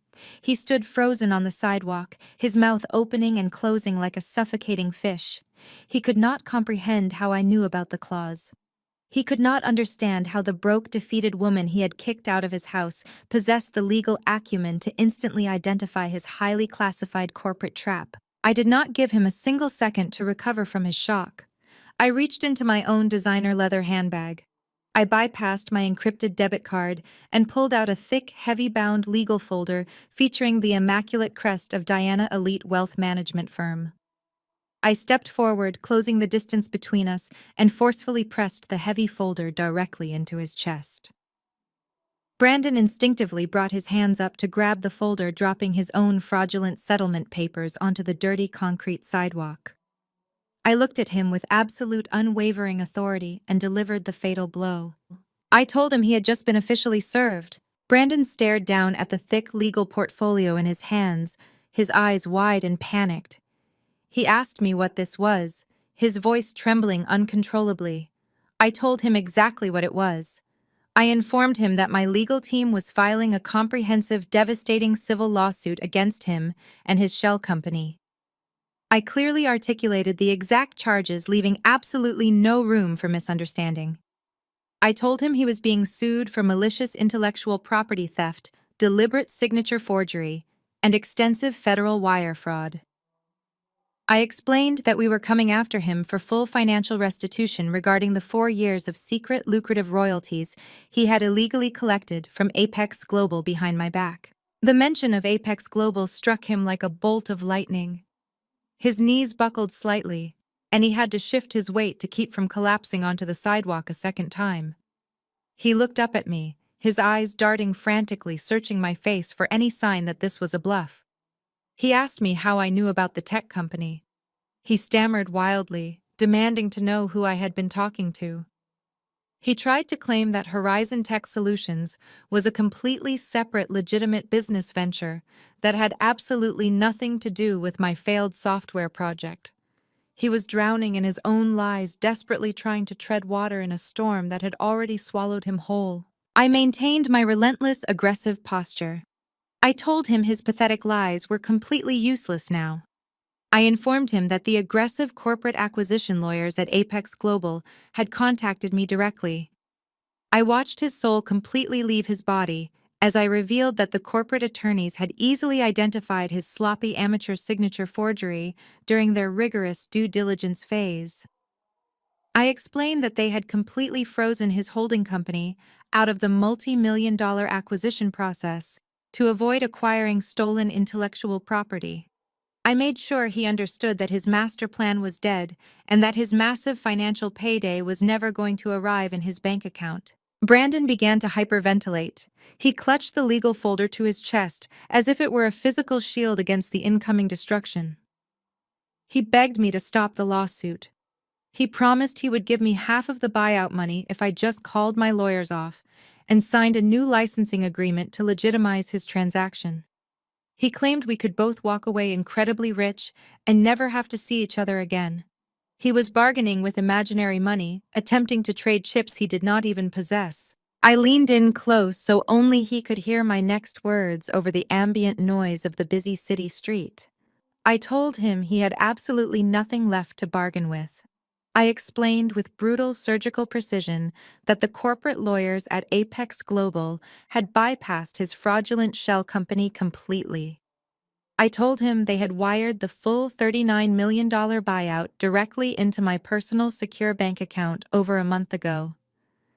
I let the staggering truth wash over him, watching his mind desperately try to process the fact that I already possessed the vast fortune he was currently leveraging his entire life against. I told him I knew all about his massive high-interest bridge loans.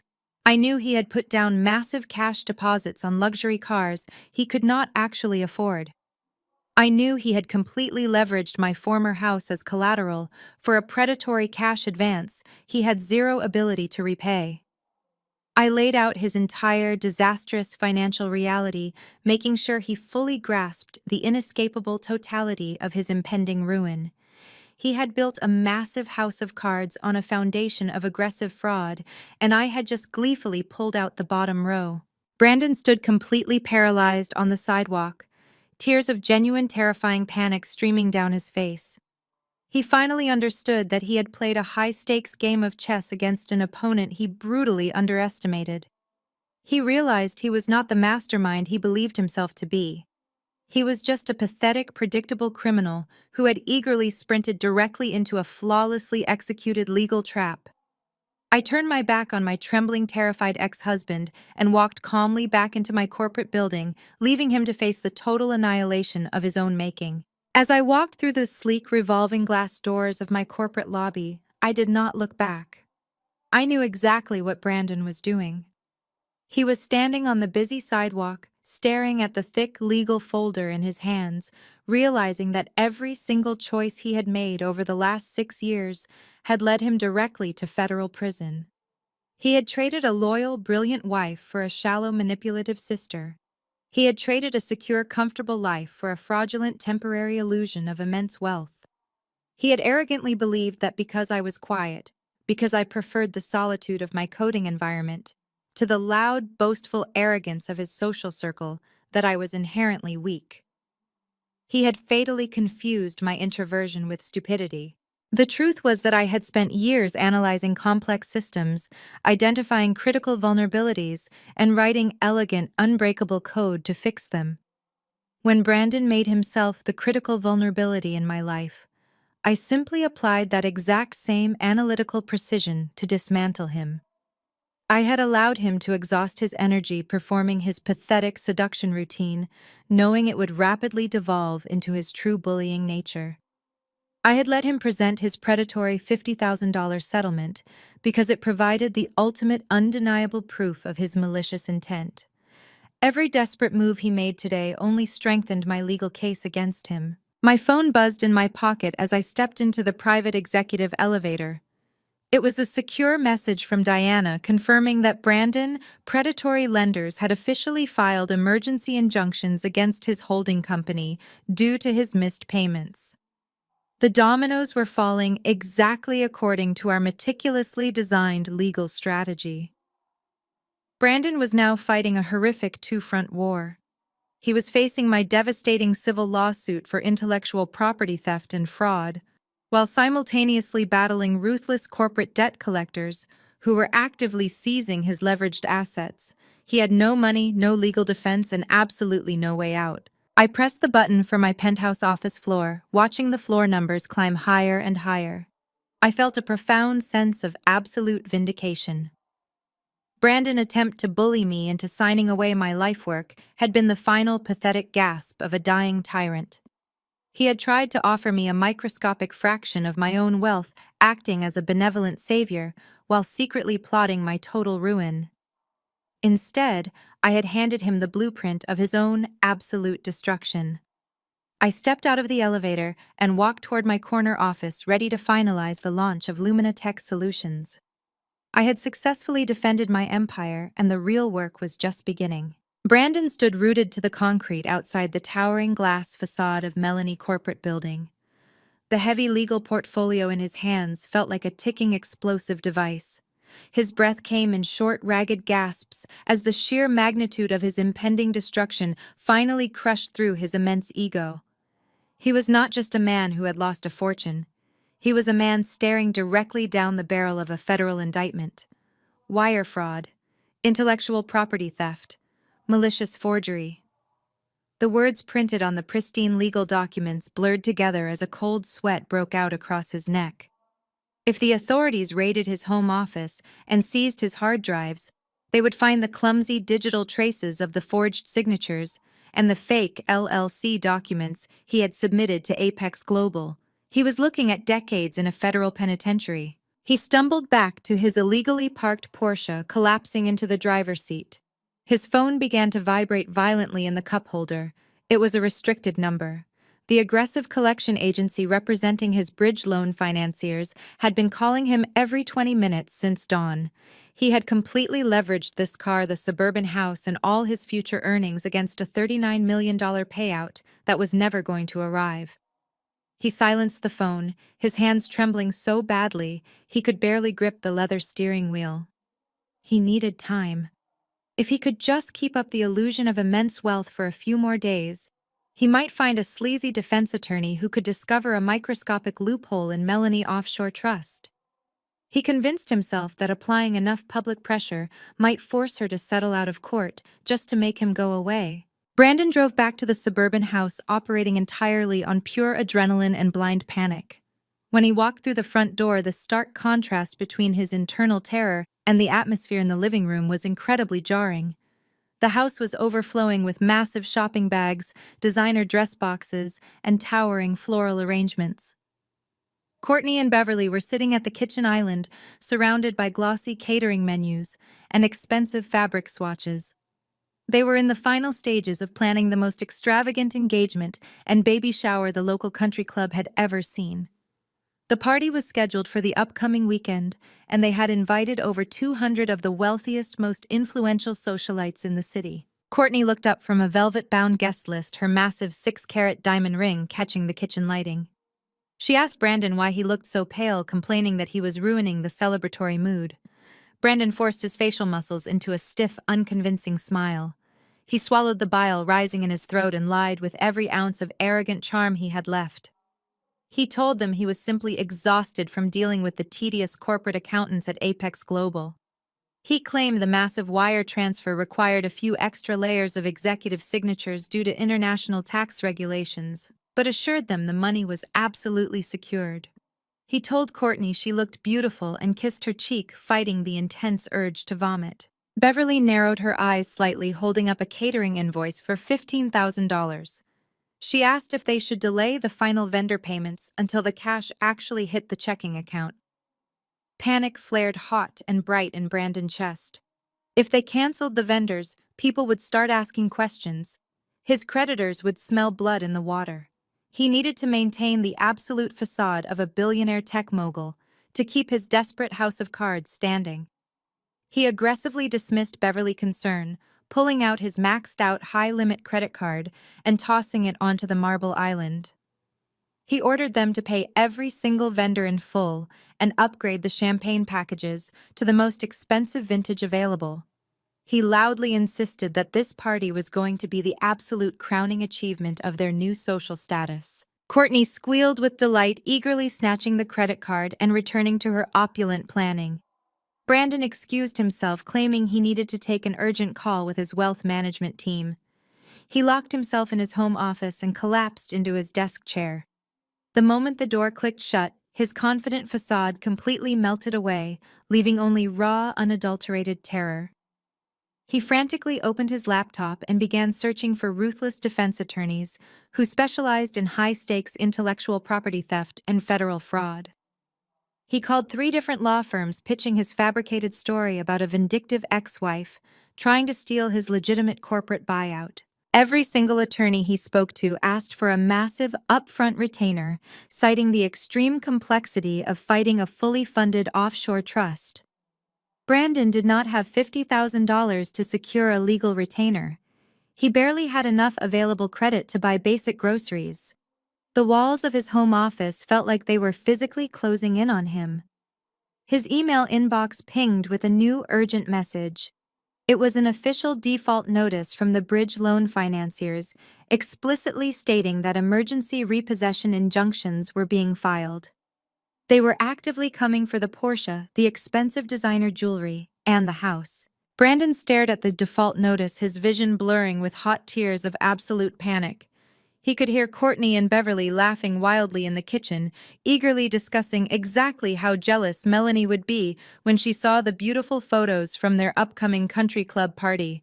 He gripped his desk, his mind fracturing entirely under the immense, unyielding pressure. He decided to double down. He would attend the massive shower play, the triumphant wealthy provider, and corner Melanie publicly. He deluded himself into believing that threatening to drag her new corporate reputation through the mud would eventually break her resolve completely. He adjusted his wrinkled suit, preparing to eagerly march his entire arrogant family directly into an inescapable public slaughter. The Oakmont Country Club was a sprawling monument to extreme wealth and desperate social climbing, making it the absolute perfect venue for the grand illusion my family had constructed. The prestigious grand ballroom had been completely transformed into a grotesque and staggering display of unearned opulence. Massive, intricate ice sculptures, shaped like soaring swans, guarded the mahogany entrances, slowly melting under the heat of heavy, imported crystal chandeliers.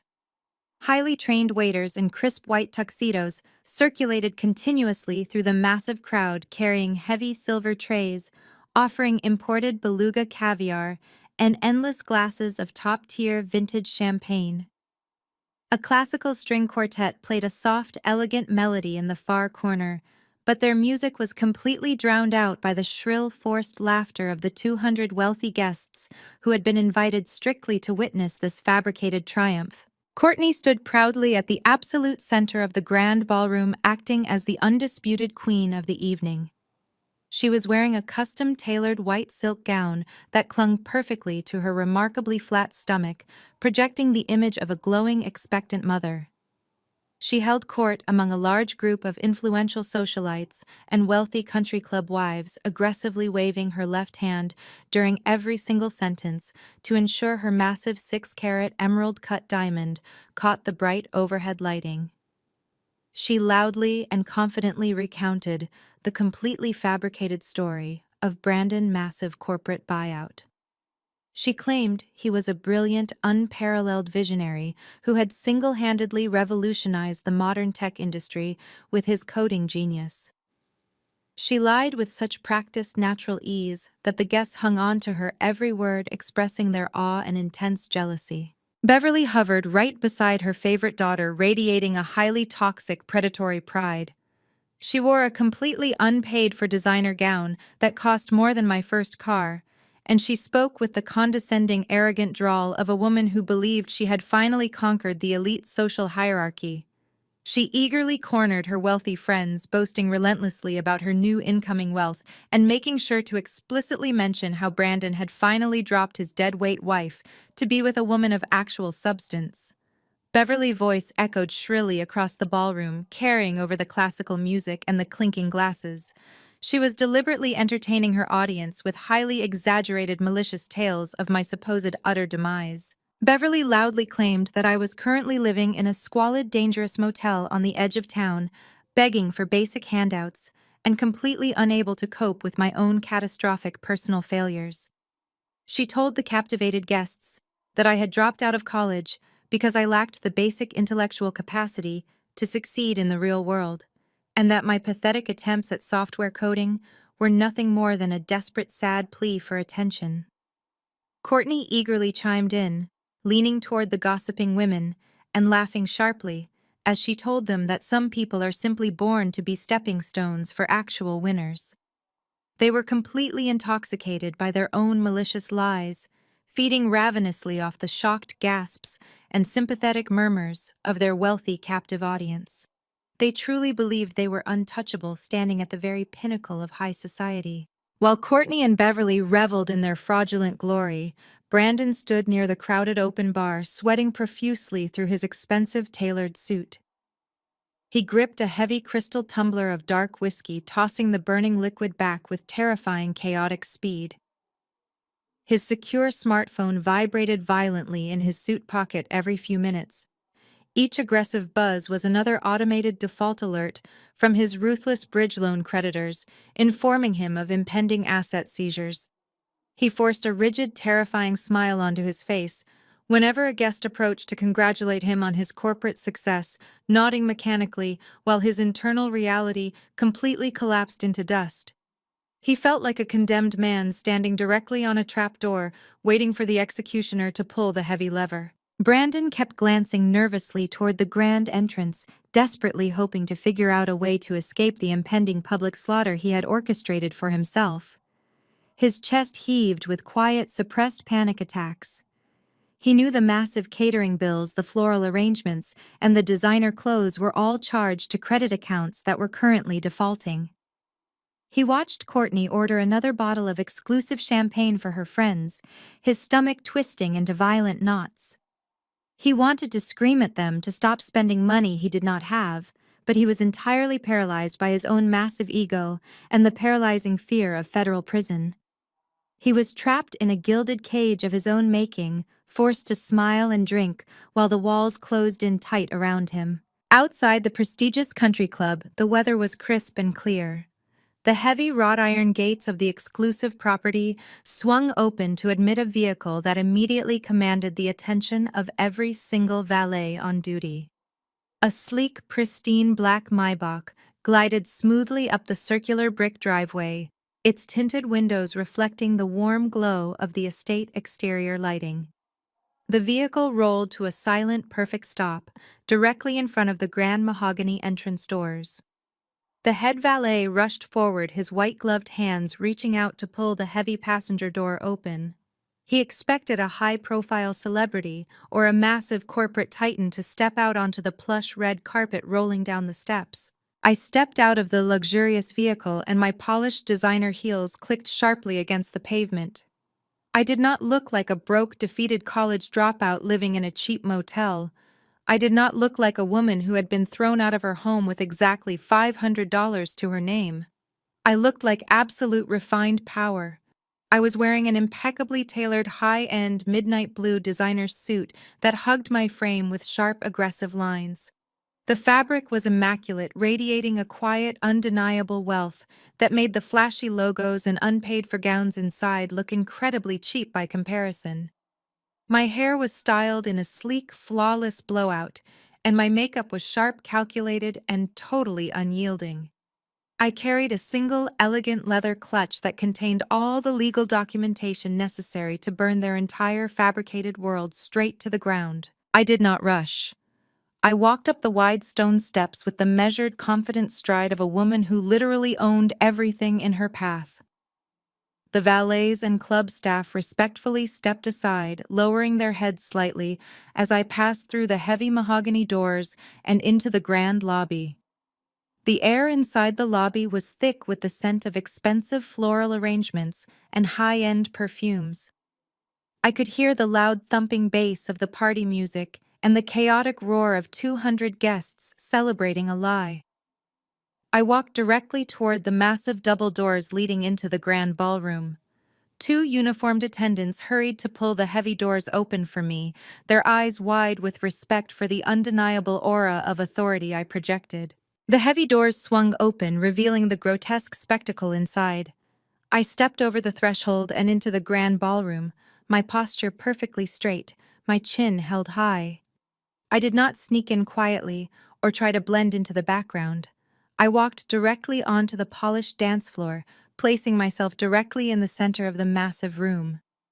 I locked my cold, indifferent gaze onto the exact spot where Beverly and Courtney were standing holding their champagne flutes and laughing at my expense.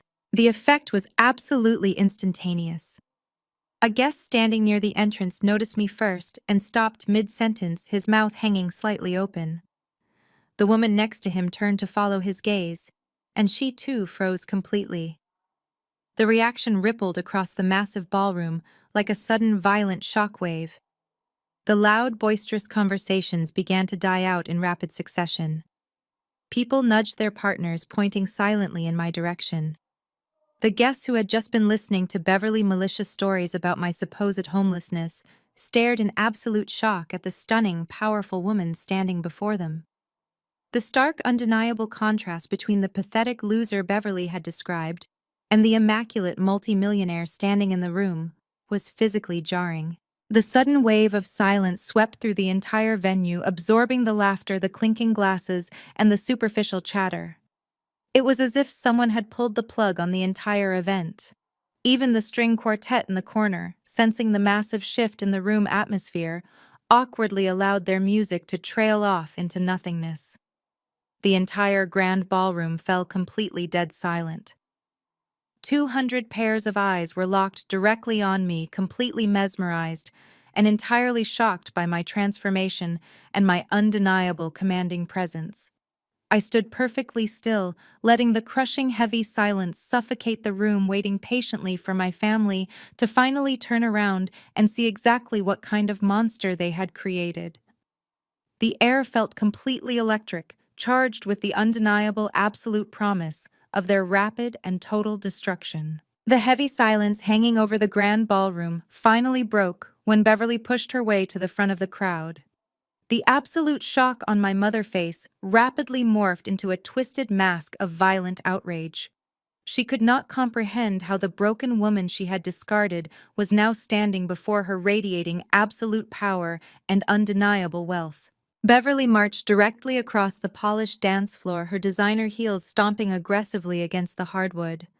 She stopped inches from my face, her eyes practically bulging out of her head with raw, unchecked fury.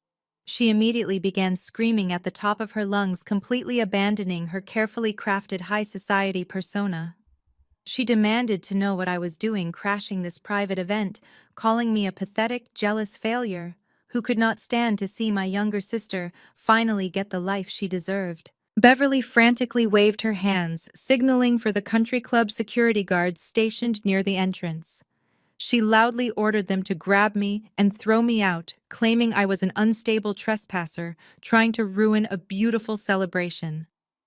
The security guards took a few hesitant steps forward, but stopped completely in their tracks when I leveled a cold, razor-sharp glare at them.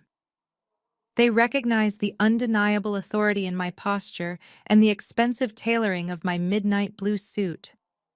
They saw a woman who looked like she could buy the entire country club and fire everyone in it. Courtney rushed up beside our mother, eager to join the public humiliation. My younger sister sneered, her face twisted with profound arrogance. She aggressively thrust her left hand directly into my personal space, waving her massive 6-carat emerald-cut diamond ring right in front of my eyes. She laughed a sharp, mocking sound, telling me I was absolutely delusional if I thought putting on a nice suit would change the fact that I was a complete loser. She loudly bragged that Brandon had bought her this flawless diamond because she was actually worth it, and that I was just a bitter, jealous ex-wife desperately trying to steal her spotlight. I did not flinch or react to the massive diamond she was shoving in my face. I knew with absolute certainty that the diamond was completely unpaid for, entirely financed by a predatory bridge loan that was currently defaulting. I looked at Courtney and then at Beverly, letting a slow, chilling smile spread across my face. I did not say a single word. Instead, I stepped smoothly around my mother, brushing past her rigid shoulder, and walked deliberately toward the elevated stage, where the string quartet had been playing. The crowd parted for me like the Red Sea. Wealthy socialites and influential business owners stepped back, giving me a wide, clear path to the stage. They were completely captivated by the intense drama unfolding before their eyes. I walked up the 3 carpeted steps and stood directly behind the elegant microphone stand. The string quartet musicians had wisely retreated to the back of the stage, leaving me in absolute command of the entire room. I reached out and tapped the microphone once. The sharp electronic thud echoed loudly through the massive ballroom, commanding the immediate, undivided attention of every single person present. I adjusted the microphone stand to my height, smoothing the lapels of my tailored suit jacket. I looked out over the sea of faces, locating Brandon near the open bar. He looked like a man standing on the edge of a steep, terrifying cliff, his face completely devoid of color, his hands gripping a crystal tumbler so tightly his knuckles were stark white. He knew his entire fabricated empire was about to be burned to the ground. I took a deep, steady breath and leaned into the microphone. "Good evening, everyone," I began, my voice ringing clear and perfectly calm through the state-of-the-art sound system. I apologize for interrupting this lavish celebration, but I felt it was incredibly important to clarify exactly what you are all celebrating here tonight. My mother, Beverly, and my sister, Courtney, have spent the last month telling you a fascinating story about a massive corporate tech buyout. They have told you that Brandon is a brilliant software visionary who recently sold his company for tens of millions of dollars. They have painted a beautiful picture of sudden extreme wealth and unlimited success. I paused, letting my words sink into the silent, captivated crowd. I locked eyes with Brandon, watching his chest heave with suppressed panic. "It is a highly entertaining story." I continued, my tone dropping to a sharp, dangerous level.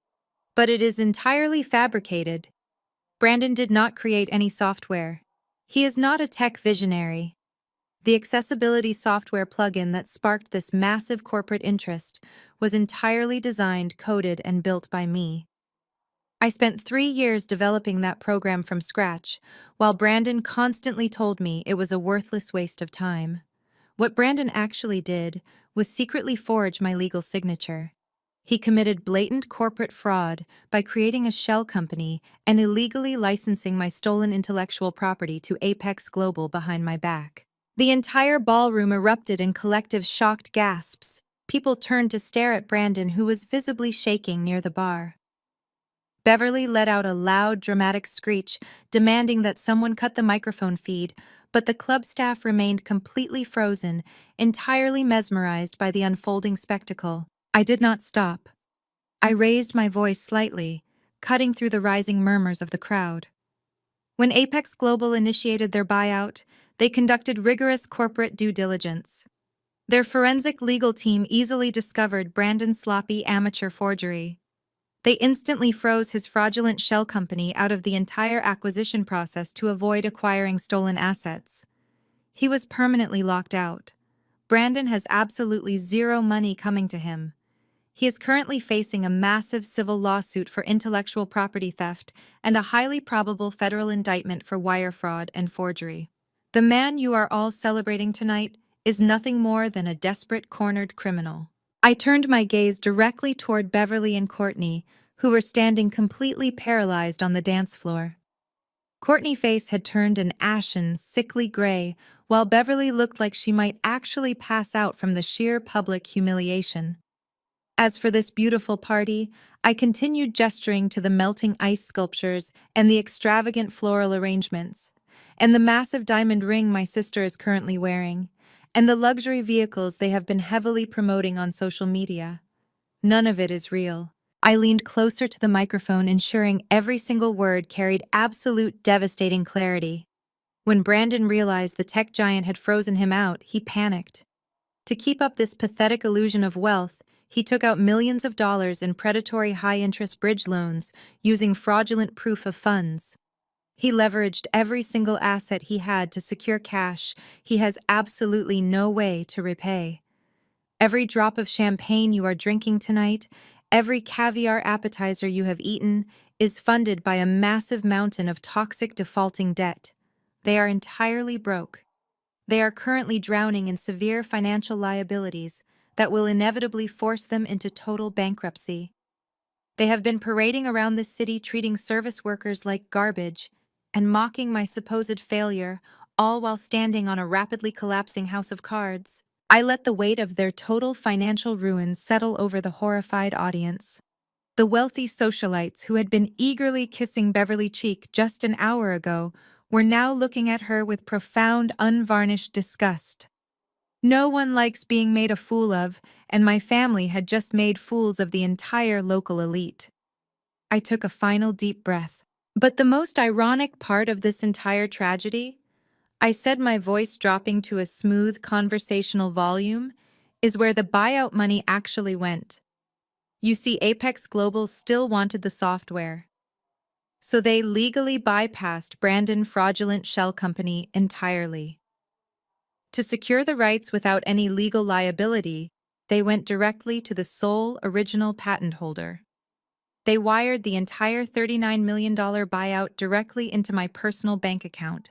I looked directly at Beverly, watching her entire reality shatter into a million irreparable pieces. That money has been sitting safely in my highly secure offshore trust for a month, I stated clearly.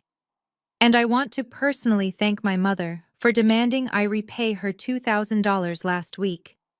By officially settling all my outstanding family debts, you provided my wealth management attorney with the final piece of legal documentation to completely sever my financial liability from your impending bankruptcy. You truly sealed your own fate. I looked at their broken faces, relishing the perfection of their public annihilation. I stepped away from the microphone, letting the shrill feedback echo through the utterly silent, devastated ballroom.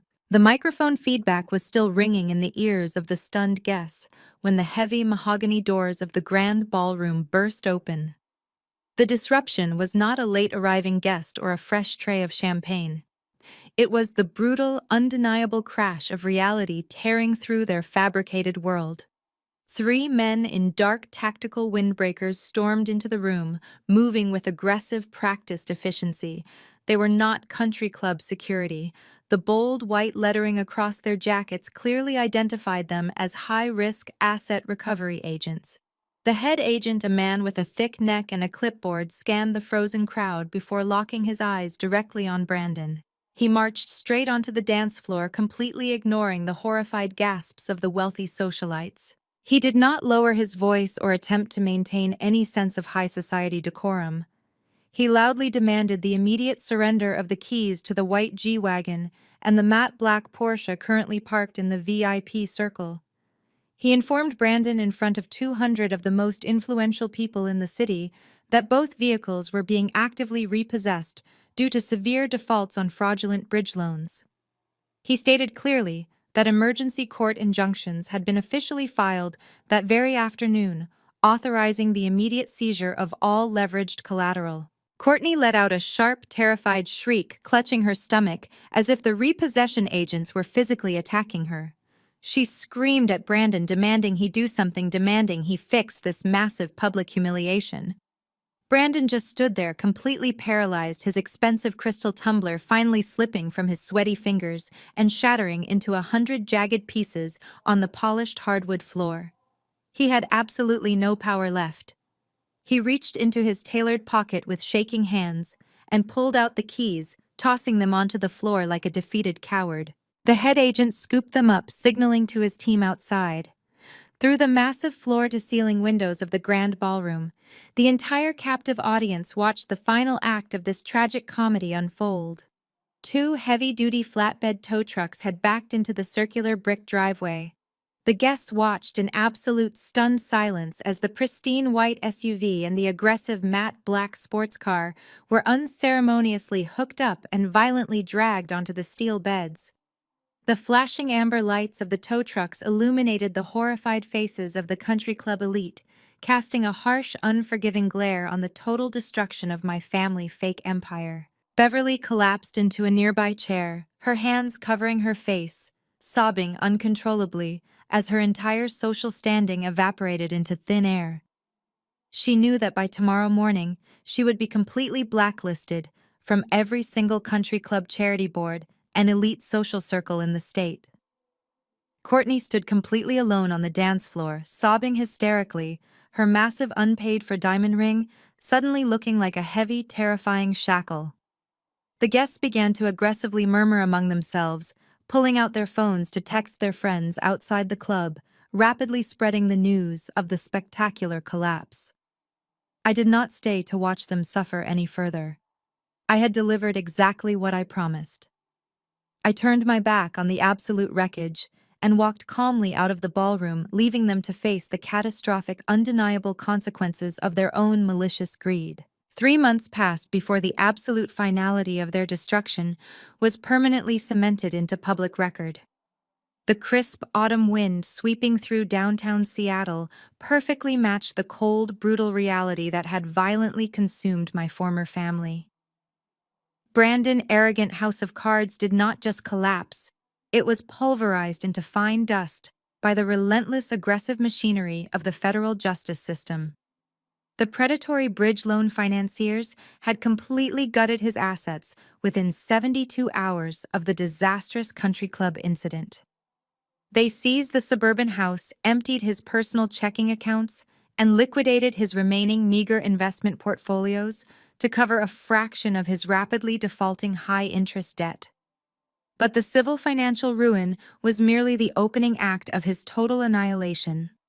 The United States Department of Justice officially unsealed a devastating 42-page federal indictment against him. He was formally charged with 5 counts of felony wire fraud, criminal forgery, and grand intellectual property theft. I watched the local news broadcast of his arraignment from the quiet comfort of my luxury penthouse. The man walking up the concrete courthouse steps in heavy metal handcuffs bore absolutely no resemblance to the slick, arrogant tech mogul who had tried to bully me on the sidewalk. His custom-tailored designer suits had been confiscated by federal authorities. He wore a cheap, ill-fitting gray detention uniform, his face incredibly gaunt, pale, and covered in a patchy, unkempt beard. The absolute terror in his wide eyes was broadcast in high definition across the entire state for everyone to see. Because his assets were entirely frozen and aggressively seized, he could not afford the massive retainers required by elite corporate defense attorneys. He was assigned an overworked public defender who took one single look at the overwhelming mountain of forensic digital evidence provided by Apex Global and immediately advised him to surrender unconditionally. Brandon's fragile ego finally broke completely under the crushing weight of inevitable federal prison time and undeniable guilt.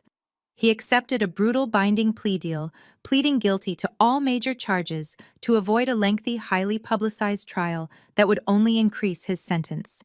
He was facing a mandatory minimum of 12 years in a maximum security federal penitentiary without the possibility of early parole or appeal. He had traded a loyal, brilliant wife and a comfortable, stable life for a concrete cell, a metal toilet, and a permanent, devastating criminal record. The man who had mocked my supposed failure was now nothing more than a convicted felon, completely stripped of his freedom, his wealth, and his dignity. He would spend the next decade of his life completely locked away from the world he desperately tried to conquer.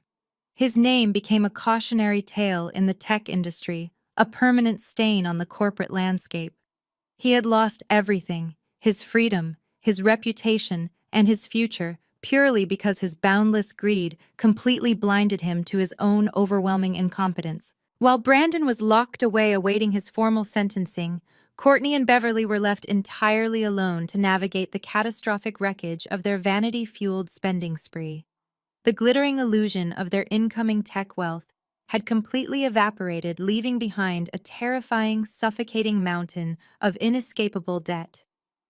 During their month-long delusion, they had aggressively charged hundreds of thousands of dollars to high-limit credit cards and signed binding personal guarantees for luxury goods they could not actually afford.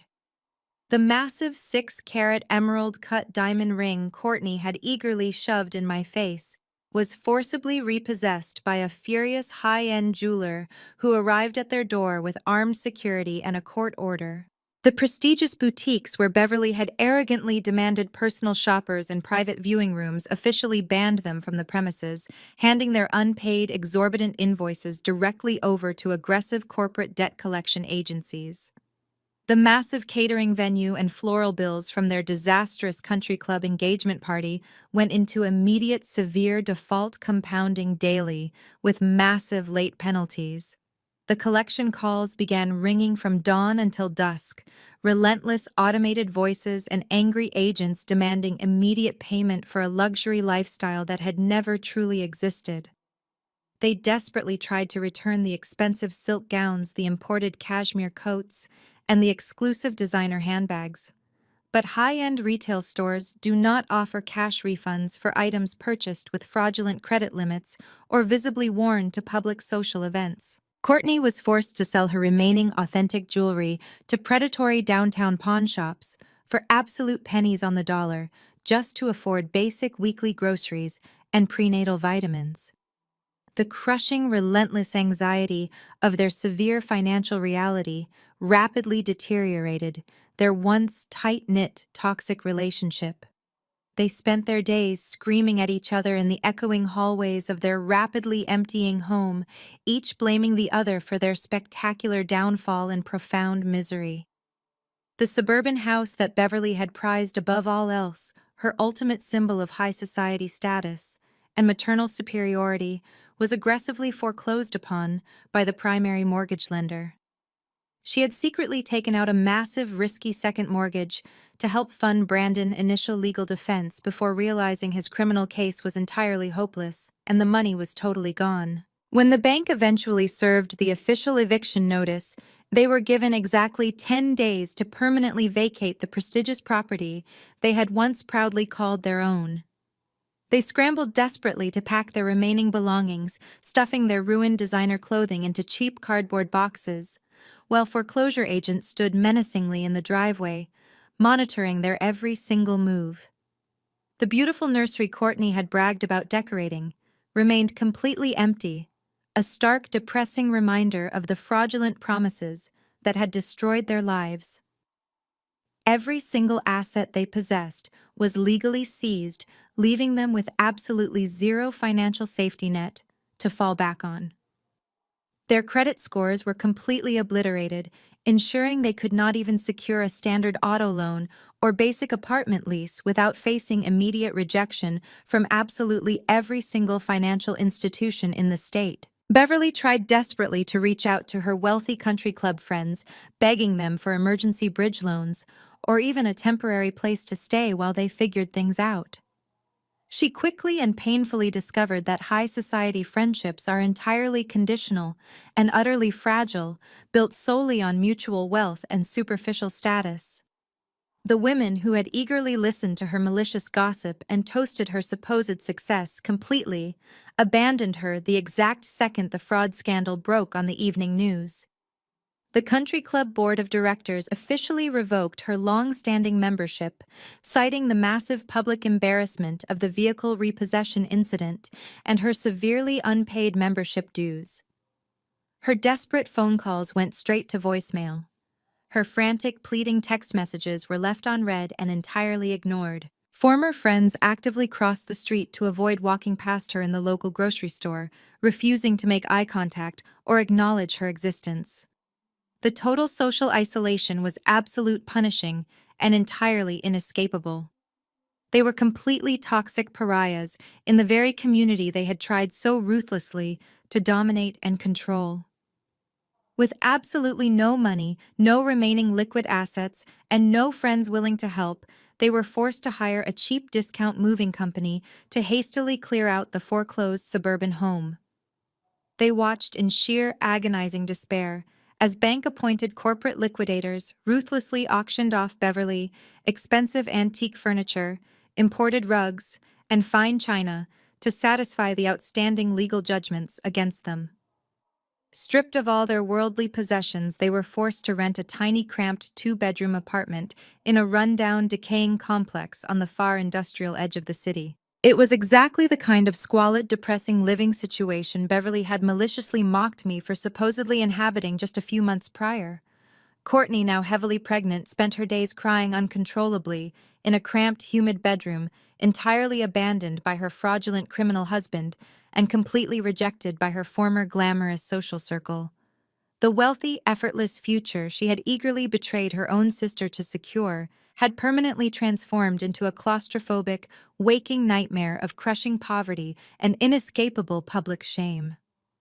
Beverly, who had built her entire rigid identity on projecting an image of flawless suburban superiority, was severely reduced to aggressively clipping coupons and actively dodging daily calls from relentless collection agencies. They had spent years dedicating their lives to trying to make me feel small, insignificant, and destitute.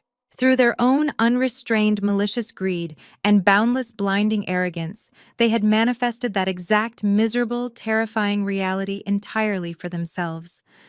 They were utterly trapped in the miserable consequences of their own actions, completely isolated in their absolute ruin. Every single day was a brutal reminder of the incredible wealth and comfort they had carelessly thrown away, simply to indulge their petty cruelty.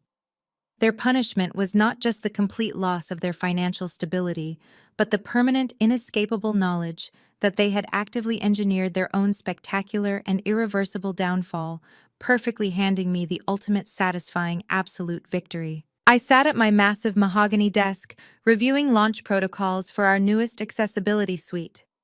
My company had just grown exponentially. The initial $39 million capital injection allowed me to hire the brightest minds in the industry. We were actively changing the digital landscape, and I was the undisputed architect of that transformation.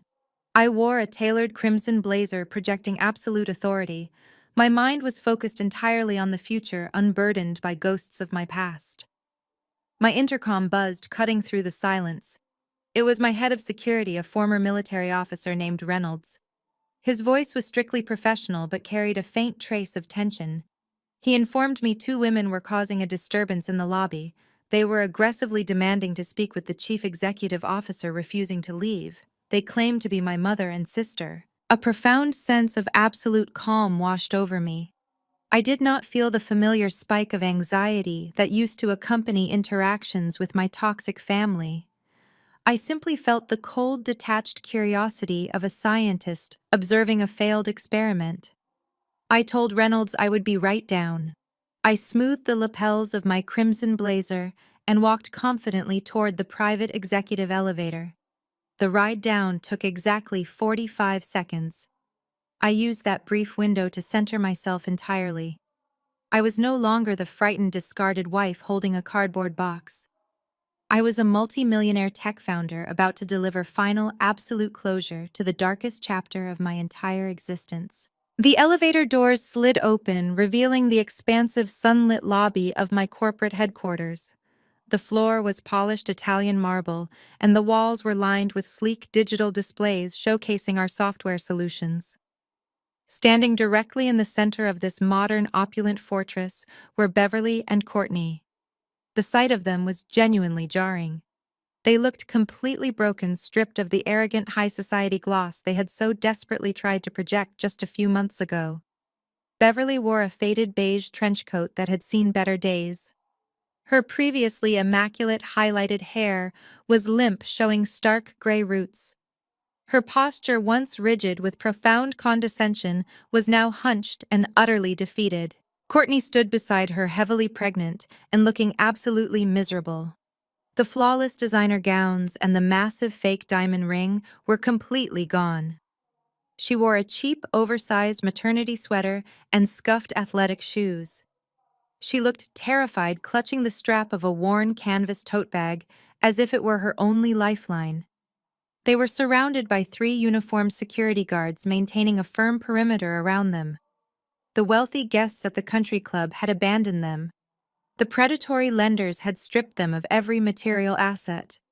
They had absolutely nowhere else to go and no one else to manipulate. They had finally been forced to crawl directly to the very woman they had maliciously tried to destroy. I walked slowly across the polished marble floor, the sharp rhythmic clicking of my designer heels echoing loudly through the cavernous main lobby. Beverly and Courtney turned their heads at the sound. When they saw me approaching, their eyes widened in absolute shock and desperate awe. They were finally seeing the true, undeniable magnitude of the empire I had built. I stopped a few feet away from them, signaling my security team to hold their positions. I did not offer a greeting. I did not smile. I simply stood there radiating absolute impenetrable power and waited for them to speak. Beverly took a hesitant, trembling step forward. The aggressive bullying tone she had weaponized against me for 34 years was gone, replaced by a pathetic, whining whimper. She clasped her hands together in a theatrical, pleading gesture. She told me they had lost absolutely everything. She cried the banks foreclosed on the suburban house, and they were currently living in a terrible, cramped apartment in a highly dangerous neighborhood. She begged me to look at Courtney and have some basic human compassion for my pregnant sister. She wildly claimed Brandon completely deceived them all, and they were just innocent victims of his malicious corporate fraud. Courtney eagerly joined the pathetic performance, tears streaming down her pale, blotchy cheeks. She frantically apologized for her behavior at the country club, aggressively blaming her pregnancy hormones, and Brandon manipulative lies for her profound cruelty. She sobbed she was going to be a single mother with zero financial support and a mountain of inescapable legal debt. She reached her hand out toward me, begging for a second chance. She pleaded that family is forever and we needed to stick together during these difficult times. She asked me to pay off their remaining debts and buy them a modest house so her baby could have a safe place to grow up.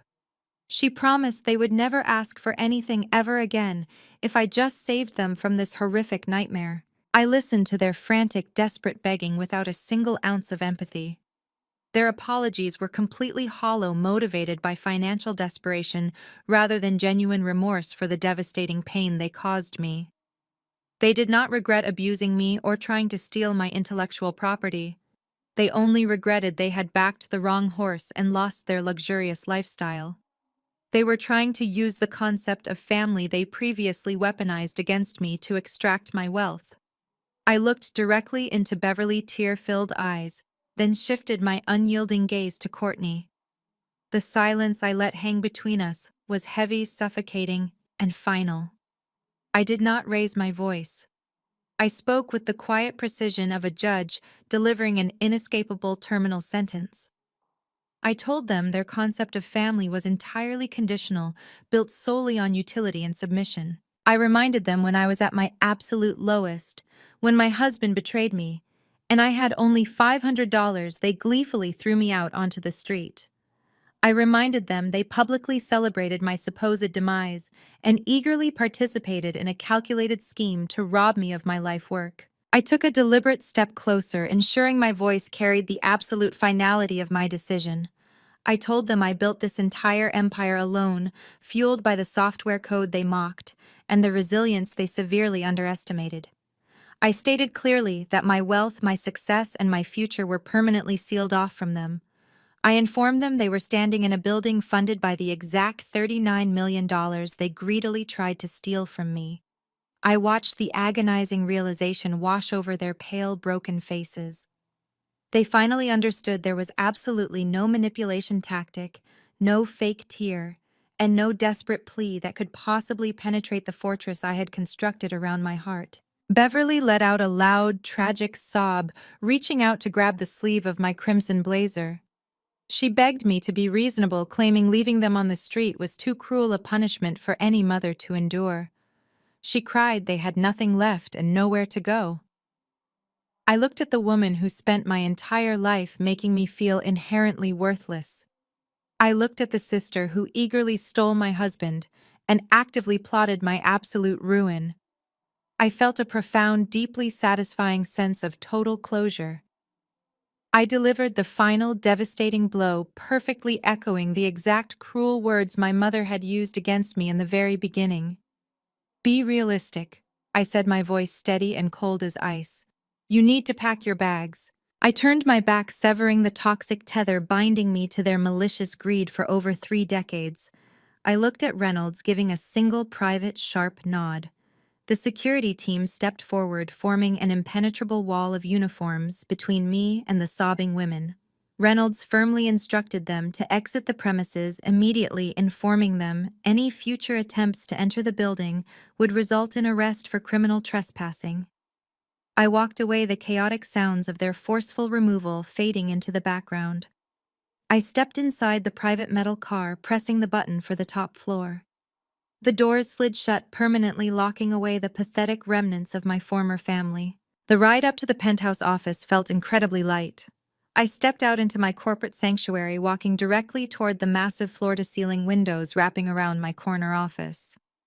The vibrant city stretched out endlessly below me, bathed in the warm light of the late afternoon sun. I placed my hands on the cool glass, looking down at the busy intersections. I was no longer a victim trapped in a dark basement, desperately seeking validation. I had successfully transformed my deepest trauma into a powerful, unstoppable empire. I faced the ultimate betrayal and emerged with impenetrable strength. I took a deep, steady breath, filling my lungs with the fresh, clean air of total victory. My future was entirely mine to command and undeniably brilliant. When you spend your life desperately seeking validation from people who are fundamentally incapable of giving it, you hand them the pen to write your story. For years, I allowed my mother's harsh criticisms, my sister's selfish entitlement, and my ex-husband's calculated gaslighting to convince me I was nothing more than a failure. But the truth is, toxic people don't belittle you because you lack worth. They do it because they are terrified of what will happen when you finally realize your own power. The greatest lesson I learned wasn't just how to protect my assets or navigate corporate law, it was the profound strength of silence and emotional detachment. When you are betrayed by the very people who should protect you, your first instinct is often to scream, to defend yourself, to prove them wrong. But arguing with narcissists only feeds their egos. The most devastating response you can give them is absolute indifference. While they exhausted their energy projecting a fraudulent image of success and trying to tear me down, I used my energy to quietly build an undeniable empire. Never let anyone else's narrow, selfish perspective dictate your reality. Your quiet dedication is not a failure, and walking away from toxic family members is not a weakness. It is the ultimate act of self-preservation. Let them have their illusions while you build your reality.